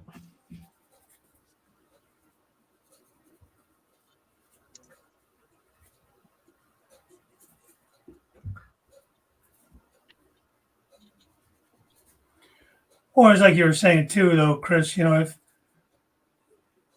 if you weren't so much into the details and you're okay with them, you know, slapping a Canadian name on a American chassis or whatever, that's one thing. But when you're looking for more prototypical stuff, it's definitely a little different. It'd be harder to find. Oh, absolutely, yeah. And the fact that you probably don't find it as often, you're probably, I'm going to say okay for the lack of a better way of wording it, paying a little bit more for something that's more rare, if you will, you know? Yep. Oh, yeah. But I mean, obviously, we'd rather not pay more for any of Whether- it, but Whether it's something that's like a one-off, or you know that no other manufacturer will do it, then you're kind of stuck. You kind of have to at that point. yeah. Okay, his eyes back. Oh my God, we were talking in, you weren't even there. Yeah, no, I had my phone with me. I could see the chat and all that, and here he is. I had to run out to the garage to do some painting. I see. So you heard we were asking you what you look for with your locomotives or rolling stock there. Like when you go shopping, what is it that how do you decide? Well, I try and stick to my road names: the BNSF, UP, NS, CN, VIA, CP. So basically, all of them. All of them, basically. And yeah, the paint scheme's really, kind of, Whatever he can get his hands on. yeah. Sadie, don't be knocking that over. Get off there. Of course, the dog wants to play now for attention. And yeah. Chris says, yeah, open it live. Okay, I will open that package live. Chris Maltrain Aficionado sent me a package the other day. I got it Friday when I came back from OBR and stopped at the post office. But, well, I haven't checked the mail in a couple days. So I got a nice package. I haven't opened it yet because I want to talk to Chris first, but can't wait to open that. Yeah, it's not playtime. Sorry. Go ahead now. Me personally, I just buy whatever looks cool. I don't care if it's a short line or what it is. Yeah. No, I've been getting into these. You don't have a Wonderful. set kind of. Not a set. Yeah, I would say like a CN. That's kind of my main two. CN VIA. But these guys on here are bad influence on the scale trains. Yep. I got two there the other day, and I just ordered another one last night. They're pretty awesome. In my opinion. I found the Santa Fe, well, Santa Fe colors, but it's a BNSF war bonnet. Oh, cool. And yeah, I got one of those. I'm hooked on them suckers. Because the price you pay for an after and the price for that, it's got to keep alive in it. The details like crazy. Yeah, see, mine is actually an MTH engine. It was one. They had a bunch of new old stock on eBay, and they were selling them for like $99 and an engine. It was DCC rating. It's like, well, shoot, they ain't gonna get no cheaper. Yeah. So I picked one up a couple years back. And the other one, for rolling stock, I like Rapido, Athearn Genesis,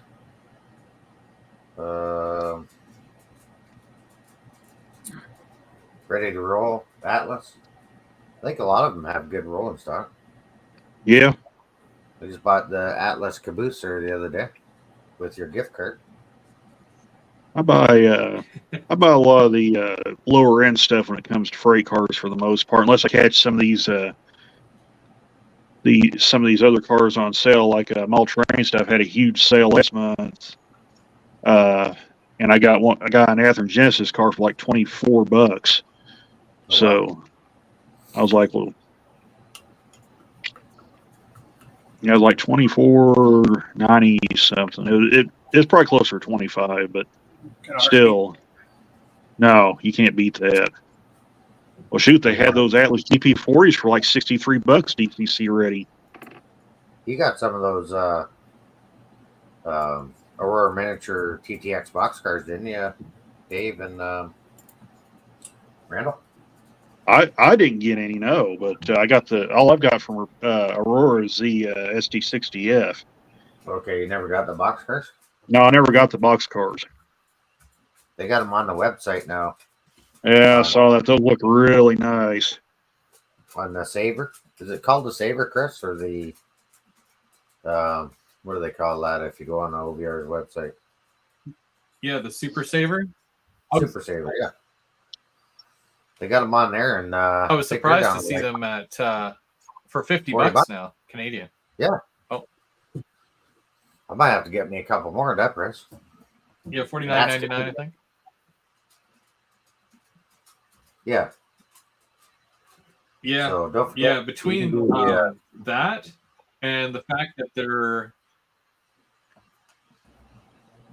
the 60-footers are on the way too, which I'm really excited for. not only that too, your U.S. PayPal will convert from Canadian to American.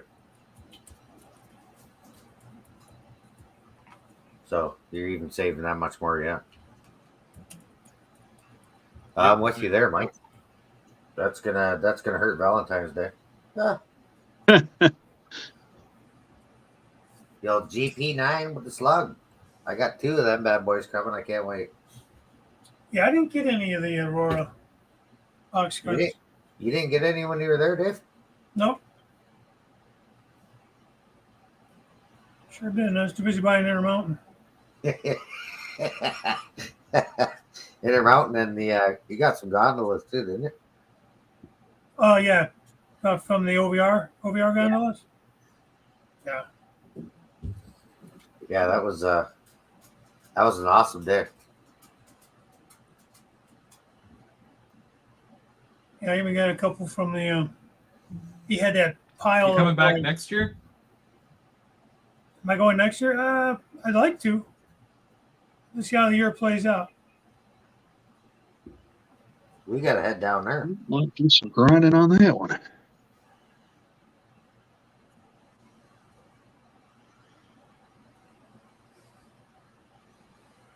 Got a lot of fun.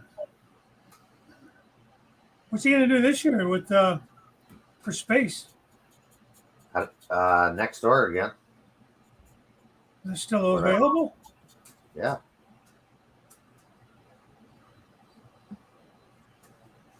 They should just pick that up. That's what I keep telling them. It's only money. Then have a layout next door. Yeah. You have a club there. Yeah. OVR club. Oops. I should have measured that.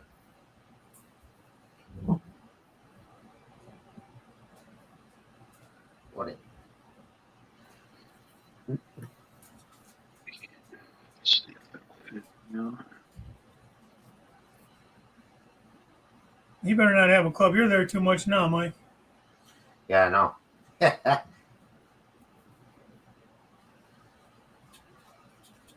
Speaking of clubs, the club I'm in, their display just wrapped up yesterday.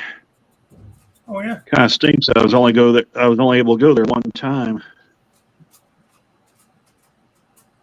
Was that their Christmas display? Yeah, Christmas display. They have the whole month of December. Wrapped up in what way?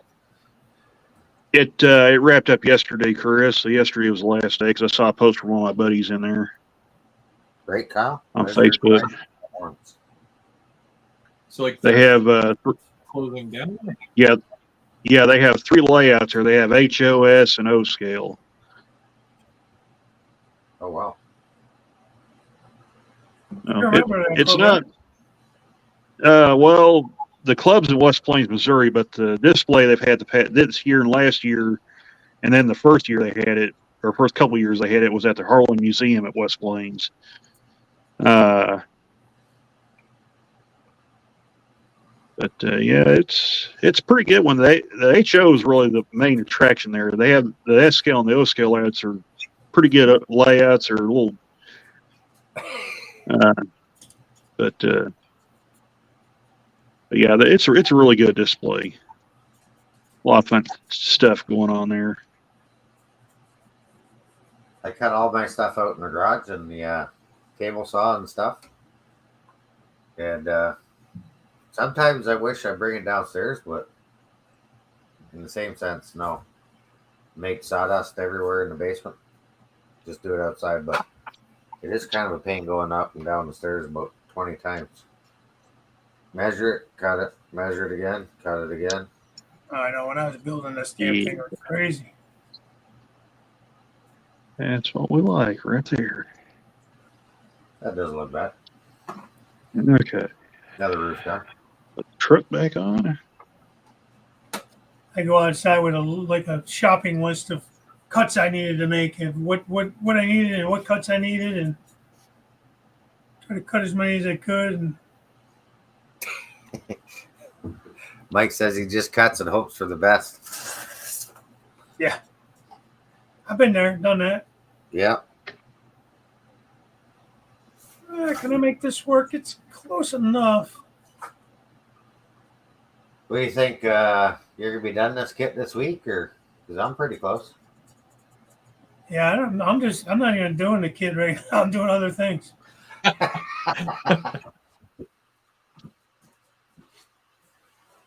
Well, these are going to be used. These are the Walthers HVAC units. We're just having a good time. That's all. Having a good time, that's for sure. Yeah. Like I got some painting I can do, but I always got kit. I'm just putting some of these together. I could use on that scratch built building I made. The HVAC Walthers units. Just painting them.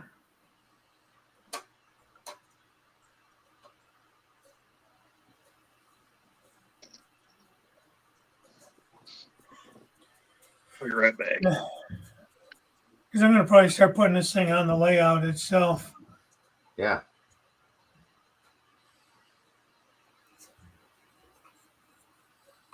Well, this more.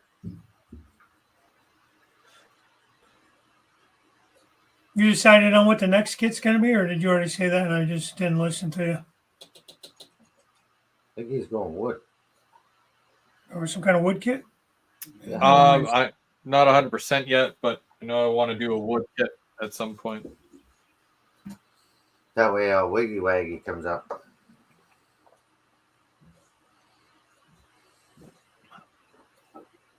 Depending on the kit, I might consider that. I would like to try my hand in Yeah, wood. probably something from my TLA. Yeah. I got some of those kits in the back room.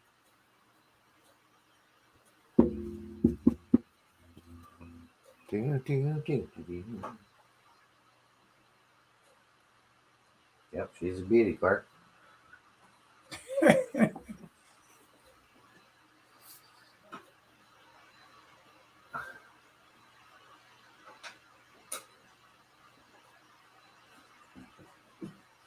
Like I got a little bit of painting to do for the doors and the distribution doors. But other than that, I think I'm pretty close to building this kit. I didn't use any doors on mine. You didn't do any shipping and receiving doors? No. Oh, okay. That's why I built this other add-on. Yeah. So I did doors on that, but those are actually not even from this kit.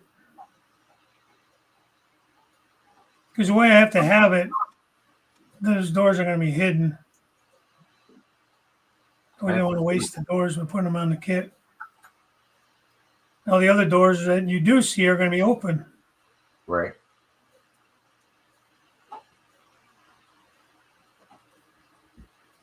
Like I said, I built this addition as my shipping and receiving area and offices. So I modified the kit a little bit. I mean, nothing major, you know. I'm not building it exactly the way it's going to be. It's not going to be set up the way that it is on the box. You know what I mean? Yeah. Well, like I say, I'm gonna use the office as my feed mill office. Yeah. I kind of like that scene. I put in a nice road, Jersey barriers. We got the transport truck there. I gotta find to see if I got a couple dump trailer trucks. Some trucks and stuff. Yeah.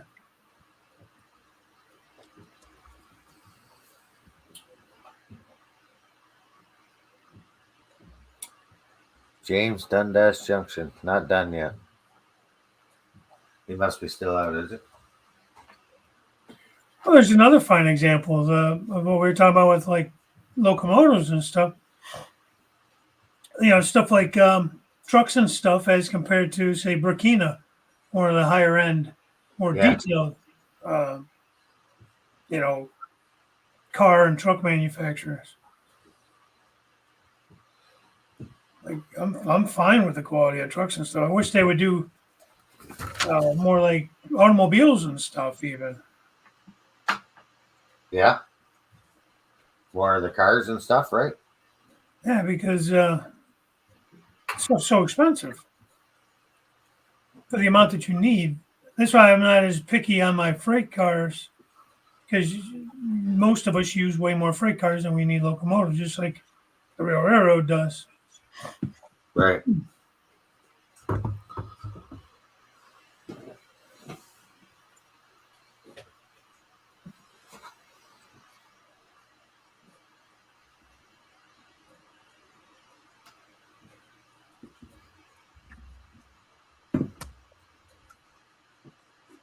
Gotta prime these air conditioner units first. They've been so much easier to cover.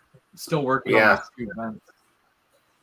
I'll That's tell you right. what, I like these little AccuRail kits right here because you can get a pretty good fleet going in a relatively short time for not a lot of money Yeah. and a little elbow grease. I just We're enjoy gonna do building. a live at some point, like a Sunday build, where we build AccuRail kits too. Oh, yeah. Sure. That works for me. We were talking about that before.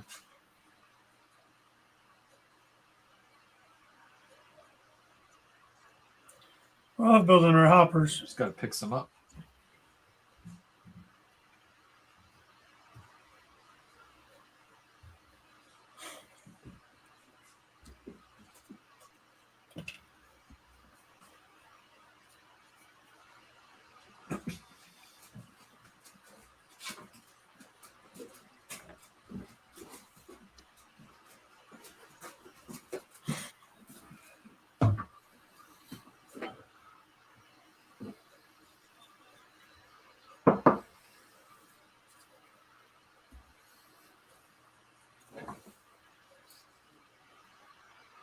Geez, I got up to grab something and I forget what it was. Yeah. Sun timers. Scissors, that's what it was. I was going to do the windows. Jeepers.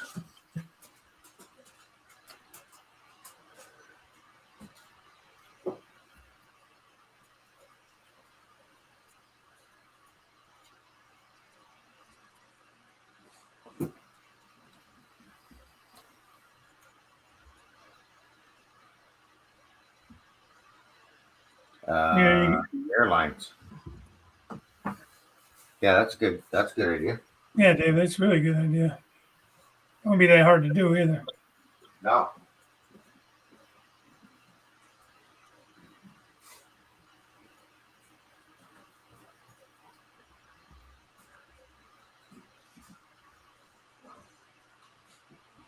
They have a good selection of trucks and stuff too. Many different types of trucks and whatnot.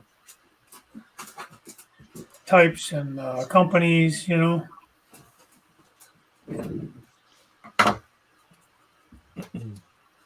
Afraid to move this. I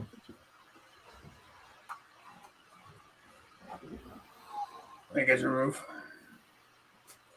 It's good. Yeah, I guess it's good. Oh, no way.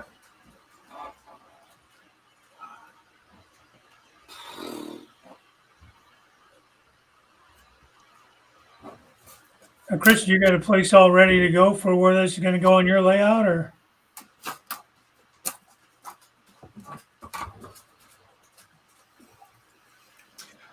There's a designated spot, but I have to raise up the land, so that'll be next year's problem. That's Did okay. you- And by Which is, that I mean maybe like next week or something. Yeah. That's why I went to do because next year is like tomorrow. Literally. You guys got any plans to be? Well, you got to work, Chris. How about you, Mike? You got any plans tonight? Tonight I'm just gonna drive around in the golf cart, shoot off some fireworks, Oh, yeah. work on the layout. Oh. Take it easy at home.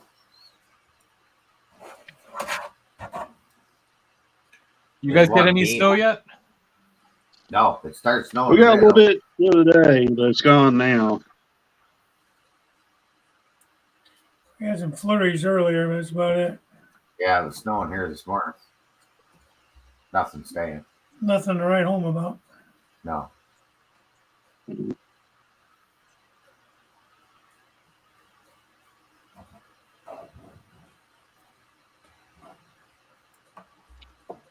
Kind of wouldn't mind a little bit. It's just so damn dreary. Had a lot of rain the last week. It was all muddy. A lot of that, eh? Yeah. It looks more like fall than winter. Yeah, late October, November.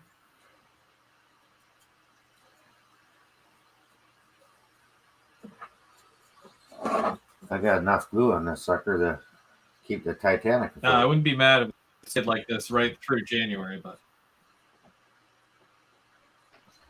Yeah, I'm just hoping January's not nasty. Especially the end of January.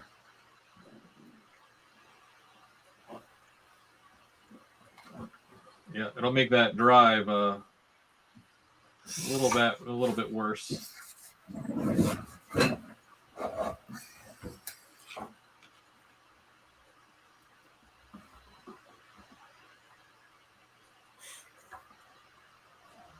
This beam keeps coming off.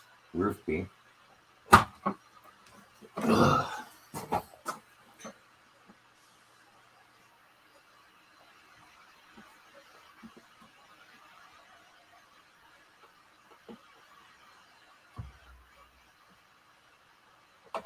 Find the camera angle. Do what, Mike? Well, I just say mind the camera angle. Oh, Getting out the crazy glue here now because this is yeah. fell off twice now. The gust Isn't that upside underneath. down now? Yeah. And I can't put it upside down because I got everything else glued on it. I feel like I ended up using crazy glue too. Yeah, that Being beam, just- partition beams. Just trying to get the, to get it to form that shape, to a little bit of an angle, Yeah. I feel like the roof was not really well thought out. They made that roof a lot harder than I think it needed to be.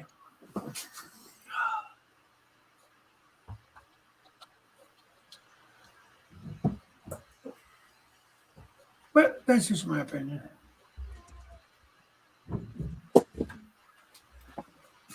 Well, hopefully it sets that time. Running out of workspace here.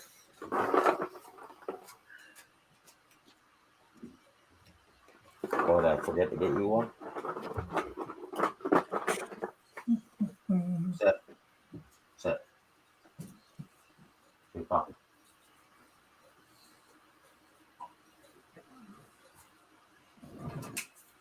Other one? Good girl.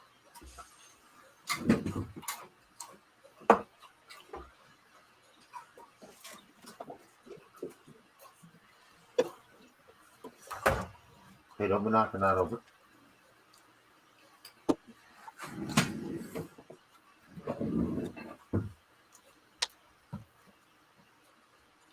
That Well, turned out all you'll right. need some of this microsol, and there's also microset, which is looks.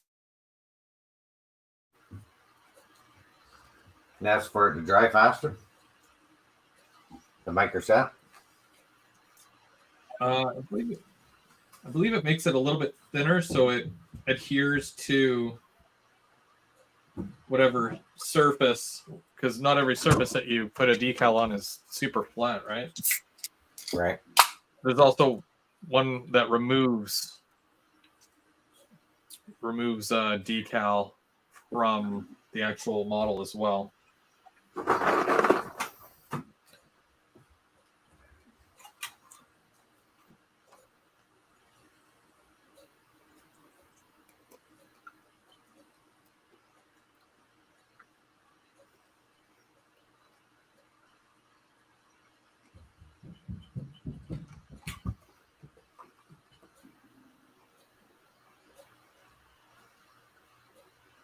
Forget how it goes.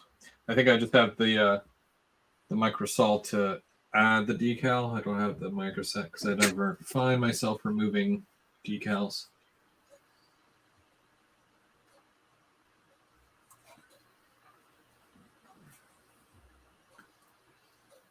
Shoot a can. How you doing, Curly? Hey, Curly. I guess I should have cut this plastic out before putting all these windows in.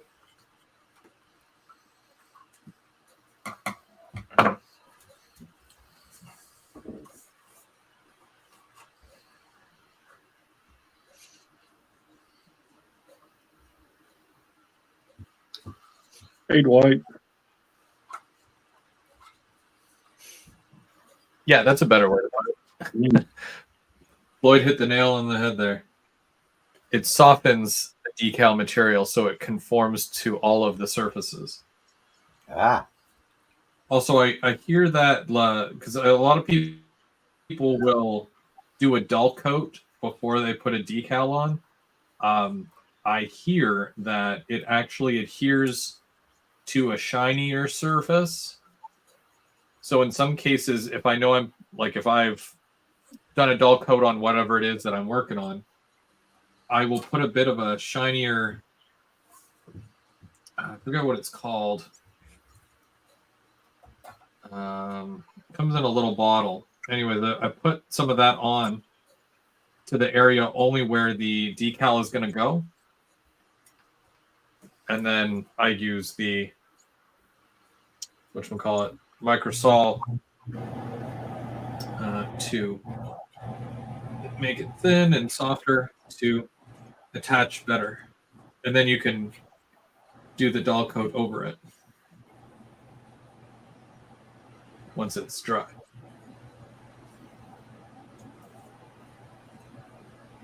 At least that's how I do it.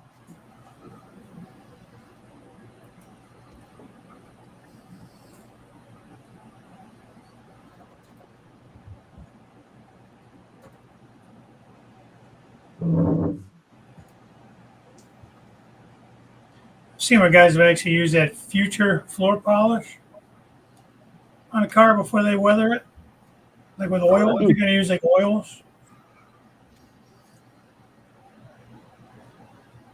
I've never tried it, but Yeah, that's a new one to me. I never heard of that. No, I'm yet to use oil. No, I got those oil washes and stuff, but I haven't tried it yet.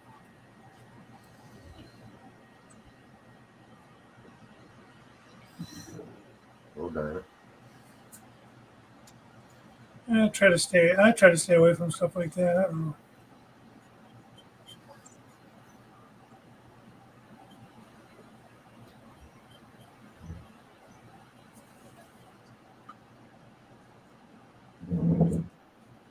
Hmm.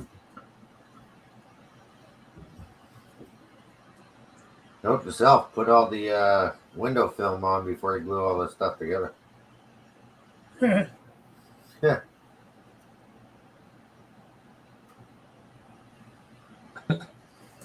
Now I'm piecing it. Well, with this this scratch building I was doing, the window film in that is the boxes that the trucks and stuff came in. Really? That clear plastic, you know. Yeah. So that's all you have in your hand from Alders. That's all that is. I never thought of that. I've used like containers that things come in, like you buy a pack of like cookies or something like that, and it's in that plastic container from the grocery store. Yeah. Cut that and glue that on. It was clear. Yeah, because that's the other thing with this kit. Maybe you don't have enough for the windows, or maybe there's just enough to do the windows. I will let you know. Oh yeah, Well, yeah. I They see. definitely didn't give you enough. You know what I mean? Because you got this big door, and then you got this big bay window up top. I'm thinking, okay, I'm doing those two last.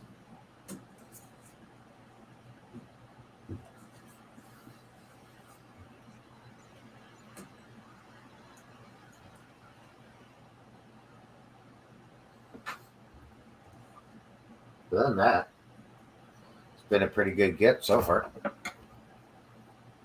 Yeah, I like the kit. I think it was a good kit. I think the roof again. I think the roof was a little more difficult than it needed to be. Yeah, I agree.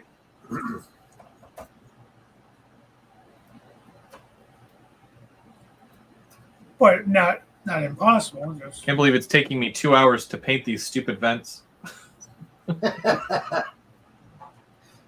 Well, it took me an hour and a half to assemble this car, so normally it don't take me that long. But Yeah, some things on the kit, it's not just you're going to be one and done. It's going to take you. some Yeah. time.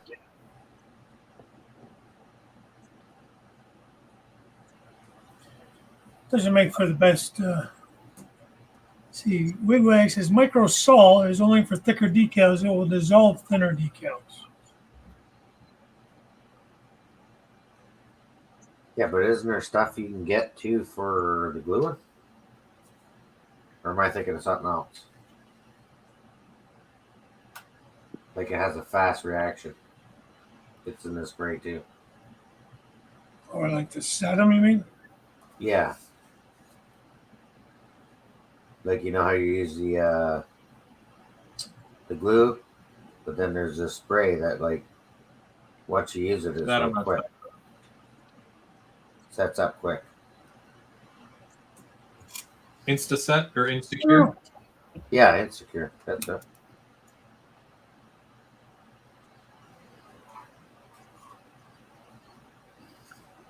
I don't know if there's an Instacure For decals. for decals.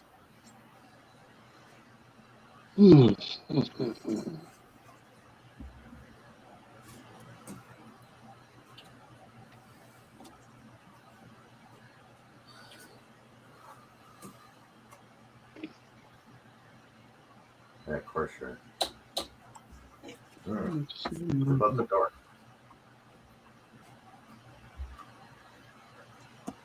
Oh, geez, I got lucky there.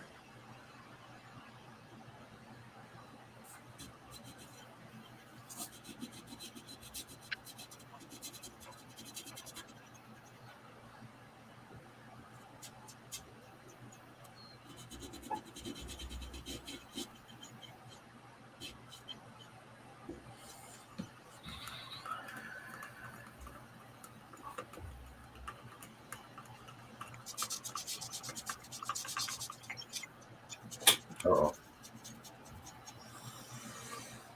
Okay.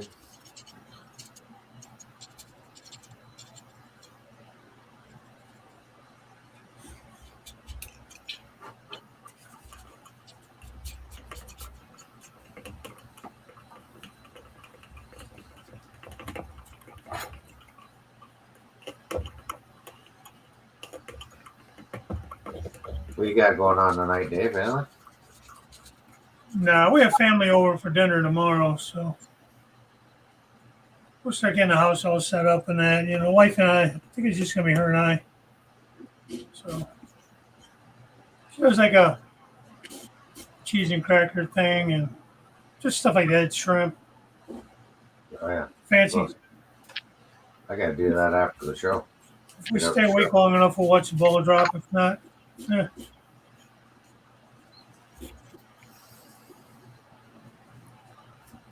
Charcuterie, That's the word I was looking my for. favorite word. Charcuterie board. And snack. Oh. There's a place in town that does those. They're awesome. Yeah, Charcuterie boards. it's my daughter's favorite thing. She loves making those things.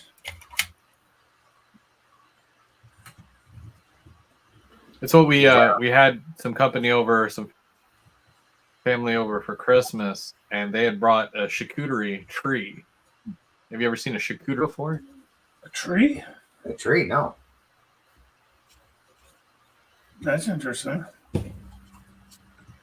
Like Yeah. But- So it's like, you know how you can get from Michael's like different types of styrofoam, whether it's a ring or a cone. Yeah. So it was like a 2-foot tall cone. You wrap it with saran wrap, and then you just use toothpicks and you poke meat into it and cheese and all that going up and around it. oh, That's wow. kind of cool. Very Charcuterie. ingenious. I would have never thought to do that. Like a bunch of different levels, eh?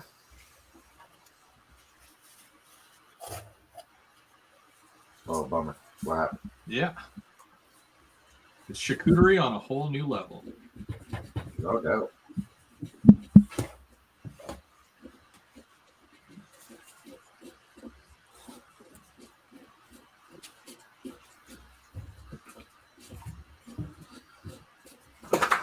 Actually, the windows are going pretty quick.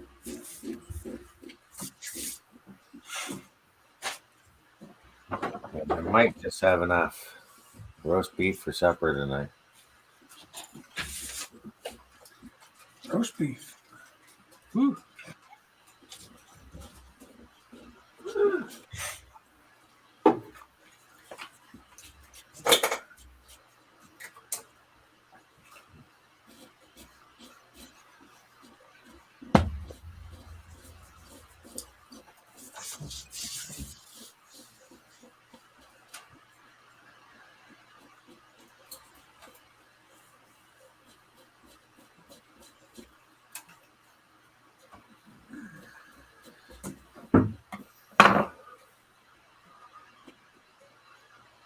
Dave, this sounds good. Fondue. I haven't had that in a long time. There used to Ugh, be a place around here that was a fondue place. It was really good. you guys are making me very hungry. That's good, Chris.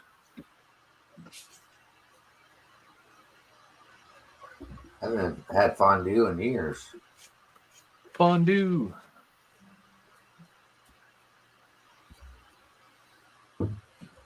Pizza sounds good, Dwight. pizza, charcuterie boards, Mhm. fondue, roast beef. Charcuterie. What's left?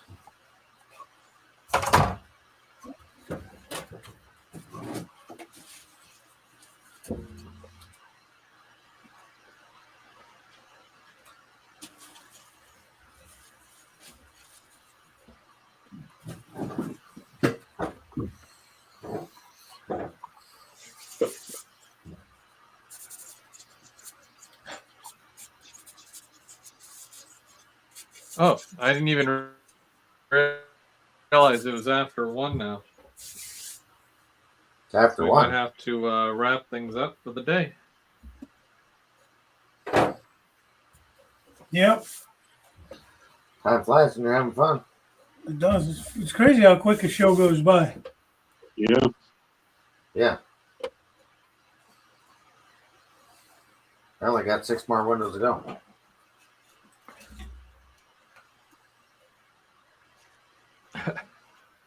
Only. Yeah, only. Whew.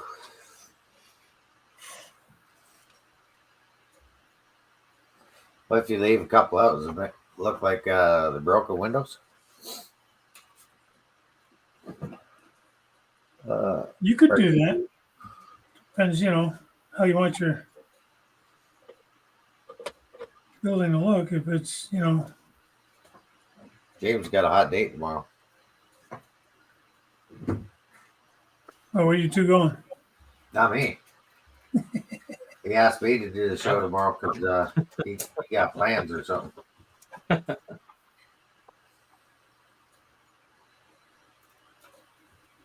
So I said, no problem. We got you covered. He was going to do the live from the restaurant, I think, but Yeah, they said something about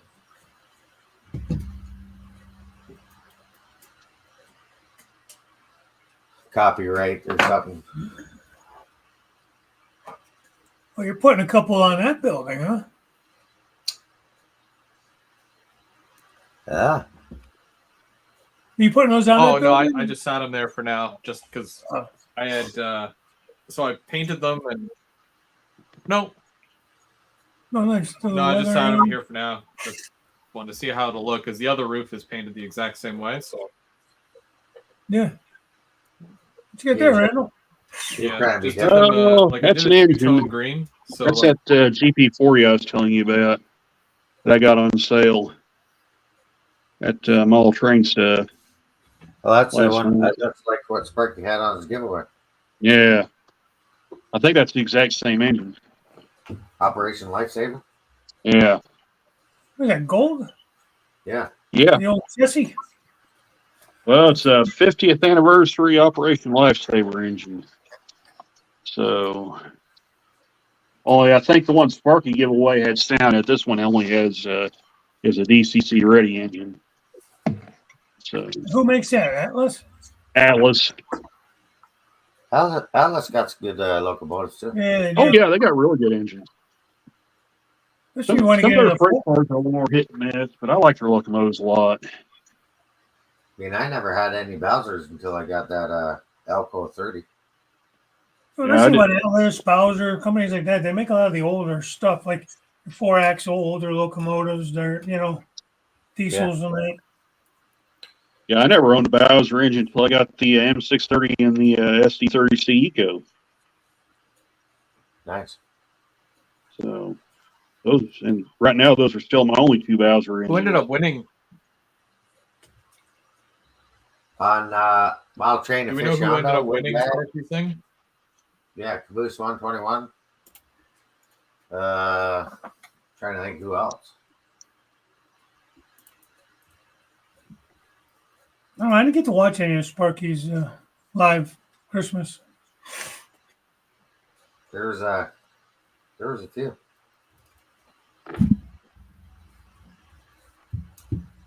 I was in and out because I had family over, so didn't want to be that guy sitting in the corner watching Yeah. train stuff. Right. No one understands me. That's funny. But Yeah, what's he doing now?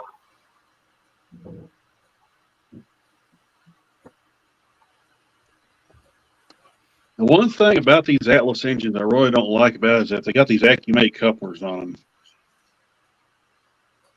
2 to go. Yeah. yeah. Well, if you're going Just to need to pay switch. the amount you pay for the Atlas, like that one probably wasn't a bad price at all. I get frustrated when you buy like a Genesis and you have plastic couplers on those and you pay $300 for an engine and they can't even throw metal couplers on them. They Yeah. sound silly, but it's just the principle of it. It's like, come on, man. Eh? Well, I mean, No, and you look at scale trains too, and they're like $30 or $40 cheaper, and they got metal couplers on 'em. I mean, regardless of what people think of the scale trains couplers, they're still metal couplers. Yeah, I've kind of warmed up to them. I used to change them all out, but these last few locomotives I've left them on the locomotives because they're metal on the rivet counters. I still change out the operator stuff because those are plastic. But I've been doing okay on the locomotives. The metal Yeah, ones. these here have scale trains rivet counter couplers on them. So Yeah, I So don't hate them as wonder much as I did originally. more companies should be installing or getting a contract with KD to have everything Same installed so that it comes with. yeah, I mean, it's a good thing about the Otter Valley stuff. All the OVR train stuff, it all comes with KD already installed now, so you don't even have to worry. So That's nice. Yeah, mhm. Like Walders, even on the main line, like I said, they're metal couplers. I don't know what those are that they use, but they match. that's our own in-house brand, Dave. The Pro Max couplers. Okay. Well, I don't have any problem with those either. I haven't had any issues The with them. Walters ones are good. So between those and KD, basically what I run, I change out plastic because I just run long trains. I don't want plastic. And then, like I said, I the last several locomotives I've left the rivet counter scale train locomotives or couplers on them, and they've been okay. Yeah. I don't love them though. What do you guys use for your locomotives as far as KDs? Like 158s or what? I use 158s, or I'll modify. I don't know if I still got these with me or not. Looks good, Mike. These are 148s. So I'll use these two every once in a while. These 118s. Yeah. So, And those are the magnetic couplers. yeah, but these are a double shelf coupler. And I'll get one of them out to show you here. They just got a little different head than the E-type coupler. Yes. This is what I was thinking, Floyd. Yeah, here we go. At some point this coming year, there's two things I want to do, and it's I want to go through all my locomotives and I want to change out, make sure that they are using KDs. But I also want to get the magnetic airline hose Oh, from what is it called? The shop out west, and I want to put the magnetic MU cable on the back of them so that they'll just connect when you couple them together. It looks so cool. What's his name from Soundtracks? George? Greg? George. yeah. George. He had them installed on his demo locomotive there when in September, and he was showing us that. And I was like, "Ooh, it does work." That's cool. Yeah, those are really cool. So that's the SF coupler right there, the double shelf one. Oh, okay. See, Dave, I buy Intermountain wheels when I do like any replacement wheels. I haven't used their couplers. Maybe won't blur the camera if I show this, but there's the regular 158 right there, so you can kind of see the difference in the head shapes right there. Oh yeah, it's a little bit thicker. It'll probably hold on a little bit. Well, that's the way the real SF couplers are. They're a little thicker style coupler, and some of the locomotives and cars have them. But what I'll do, dang it, I'll quit moving around where I mess around and lose it. I'll cut this top head off and file it down, and make a bottom shelf F-type coupler, and that's what some of these engines actually use on them. And realize. So, and they hold pretty good too. So, Intermountain uses Intermountain 80. uses 80. These KDs, okay. yeah, thanks. Yeah, they use KDs, but not the scale heads. They use like the number 5s. Is that That's right, standard though? Is guys. that standard for all KD or all Intermountain stuff? You say they used I to, right? think it is. I think it Yeah. is now for all the Intermountain stuff. They use KDs. Now, Mike, you have Intermountain. What do you got on them? I think they're KDs, but I'd have to go grab a box. Because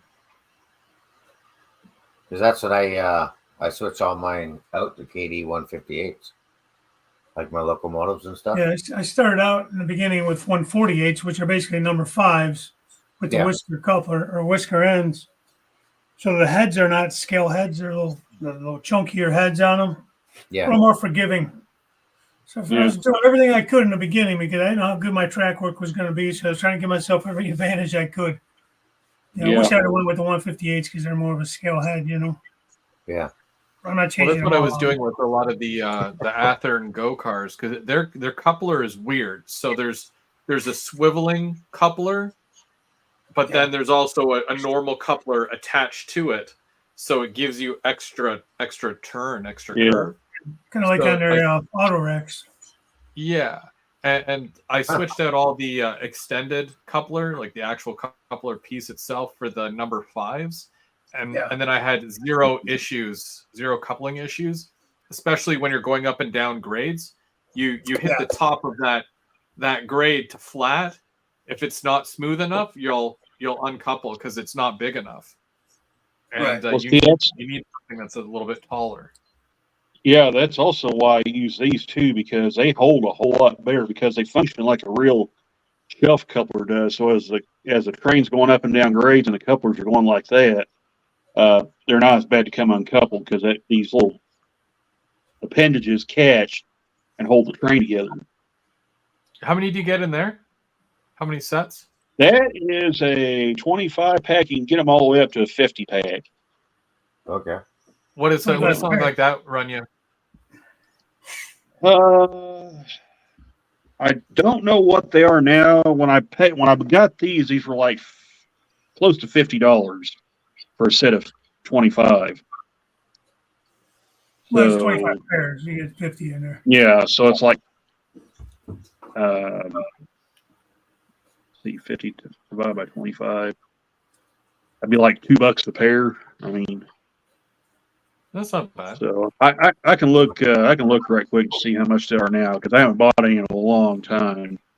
To me, that's the way to buy them because you keep buying the 4-packs or whatever, the little Well, it ain't gonna let me do it unless I log out. But anyway, yeah. you're gonna spend way more. Yeah, I don't know how much the 50 packs are now. They may be close to $80 or $90 now. It seems like, but Sounds about right. yeah. I usually buy mine from Midwest Mall Road or Lombard. So Yeah, Dave used. I was using I switched all mine over to number 5s as well before I ended up selling them. And then a lot of the older Rapido cars, the Super Continentals and whatnot, I was switching over to 148s just to give a little bit more wiggle room. But yeah, they seem to hold on a lot better. And the Athearn ones I find are a little bit heavier as well. So you need a stronger coupler than what was on there. So Yeah, that's metal. Yeah. 158. I don't know. Does it say 158 on it? I mean, say anything on the box about what's on them?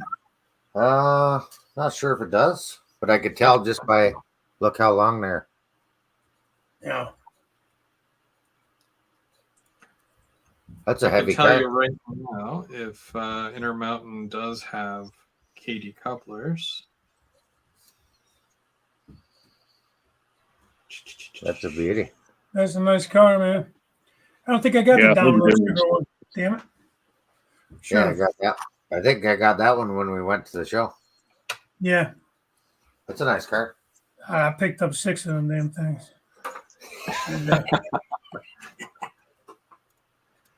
you couldn't beat it, man. With my exchange rate and then the coupon per car, geez, You I made that never like would be able to buy them like that.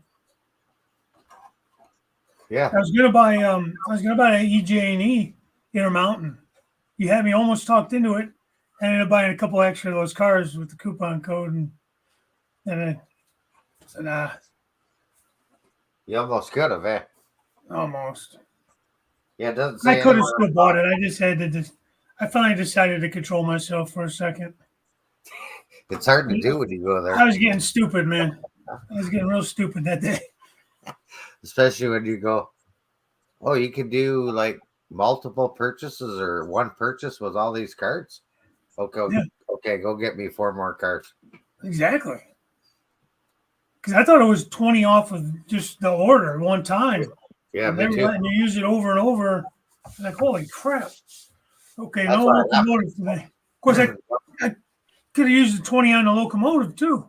Yeah, that's Oh, what man, I was working all kinds of scenarios out in my head that day. I'm surprised this thing didn't come out with any placards though. They're not I guess You wouldn't no need one. new because it's decals in the sugar. box or nothing.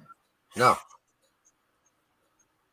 It's sugar, right? So it's not dangerous goods, but No, Does it's that still like placard there's some on kind of placard, food grade or something, wouldn't it? yeah. Comes with extra rings and brake lines. I can't see that stuff to put it on. Yeah. You can see that? I can see it, but I don't know where it goes. And by the time I get it on the car, I'll be covered in glue.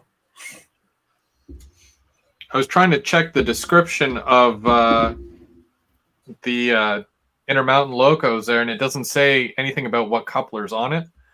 But I'm sure, like if Dave says that they're all KDs, then they're all KDs. Well, either way, they're nice Well, metal couplers, you know. Yeah. Looks like I got a few less Locos to worry about then. Yeah. Especially after the abundance that I bought there. That's cool though. Nice car. Well, Yeah, I think we'll call it for the day. I know we went a little bit over, but I think we're just trying to round things off here because there's only so much more that we'll be able to do at some point until we get it on our layouts and whatnot. But I'm going to keep working on it because I've got a few detail parts that I still got to add and whatnot. So you guys are welcome to come back anytime next year and work on whatever. So Cool. yeah, we'll keep going. Yeah, a lot of fun. going. Thanks for having me. No worries. It was fun. Definitely And, want to do let it us again. know if you're doing a wood kit. Yeah. Let's shoot for February. Just because I know I'm probably going to be working on this for a little bit. And then I've got a few other little things that I've got to do too. But between that, the wood kit, and doing some AccuRail kits, which I think we could probably do closer to March. If anybody is interested in doing something like that, pick up a couple of AccuRail cars, and we'll make a point to do something closer to March on a Sunday where we just do AccuRail kits. So Yeah. what's that? What's that? Is that matchsticks or what? Is it ties? Yeah, I cut those this morning. 250 matchsticks. Oof. Oof. For what? I'm gonna try and make a road crossing there. Ah, okay. Cool. I'm gonna try it. If not, I don't know what I'm gonna do. Plaster it. Tricky. When all Just else, sand the heck out of it.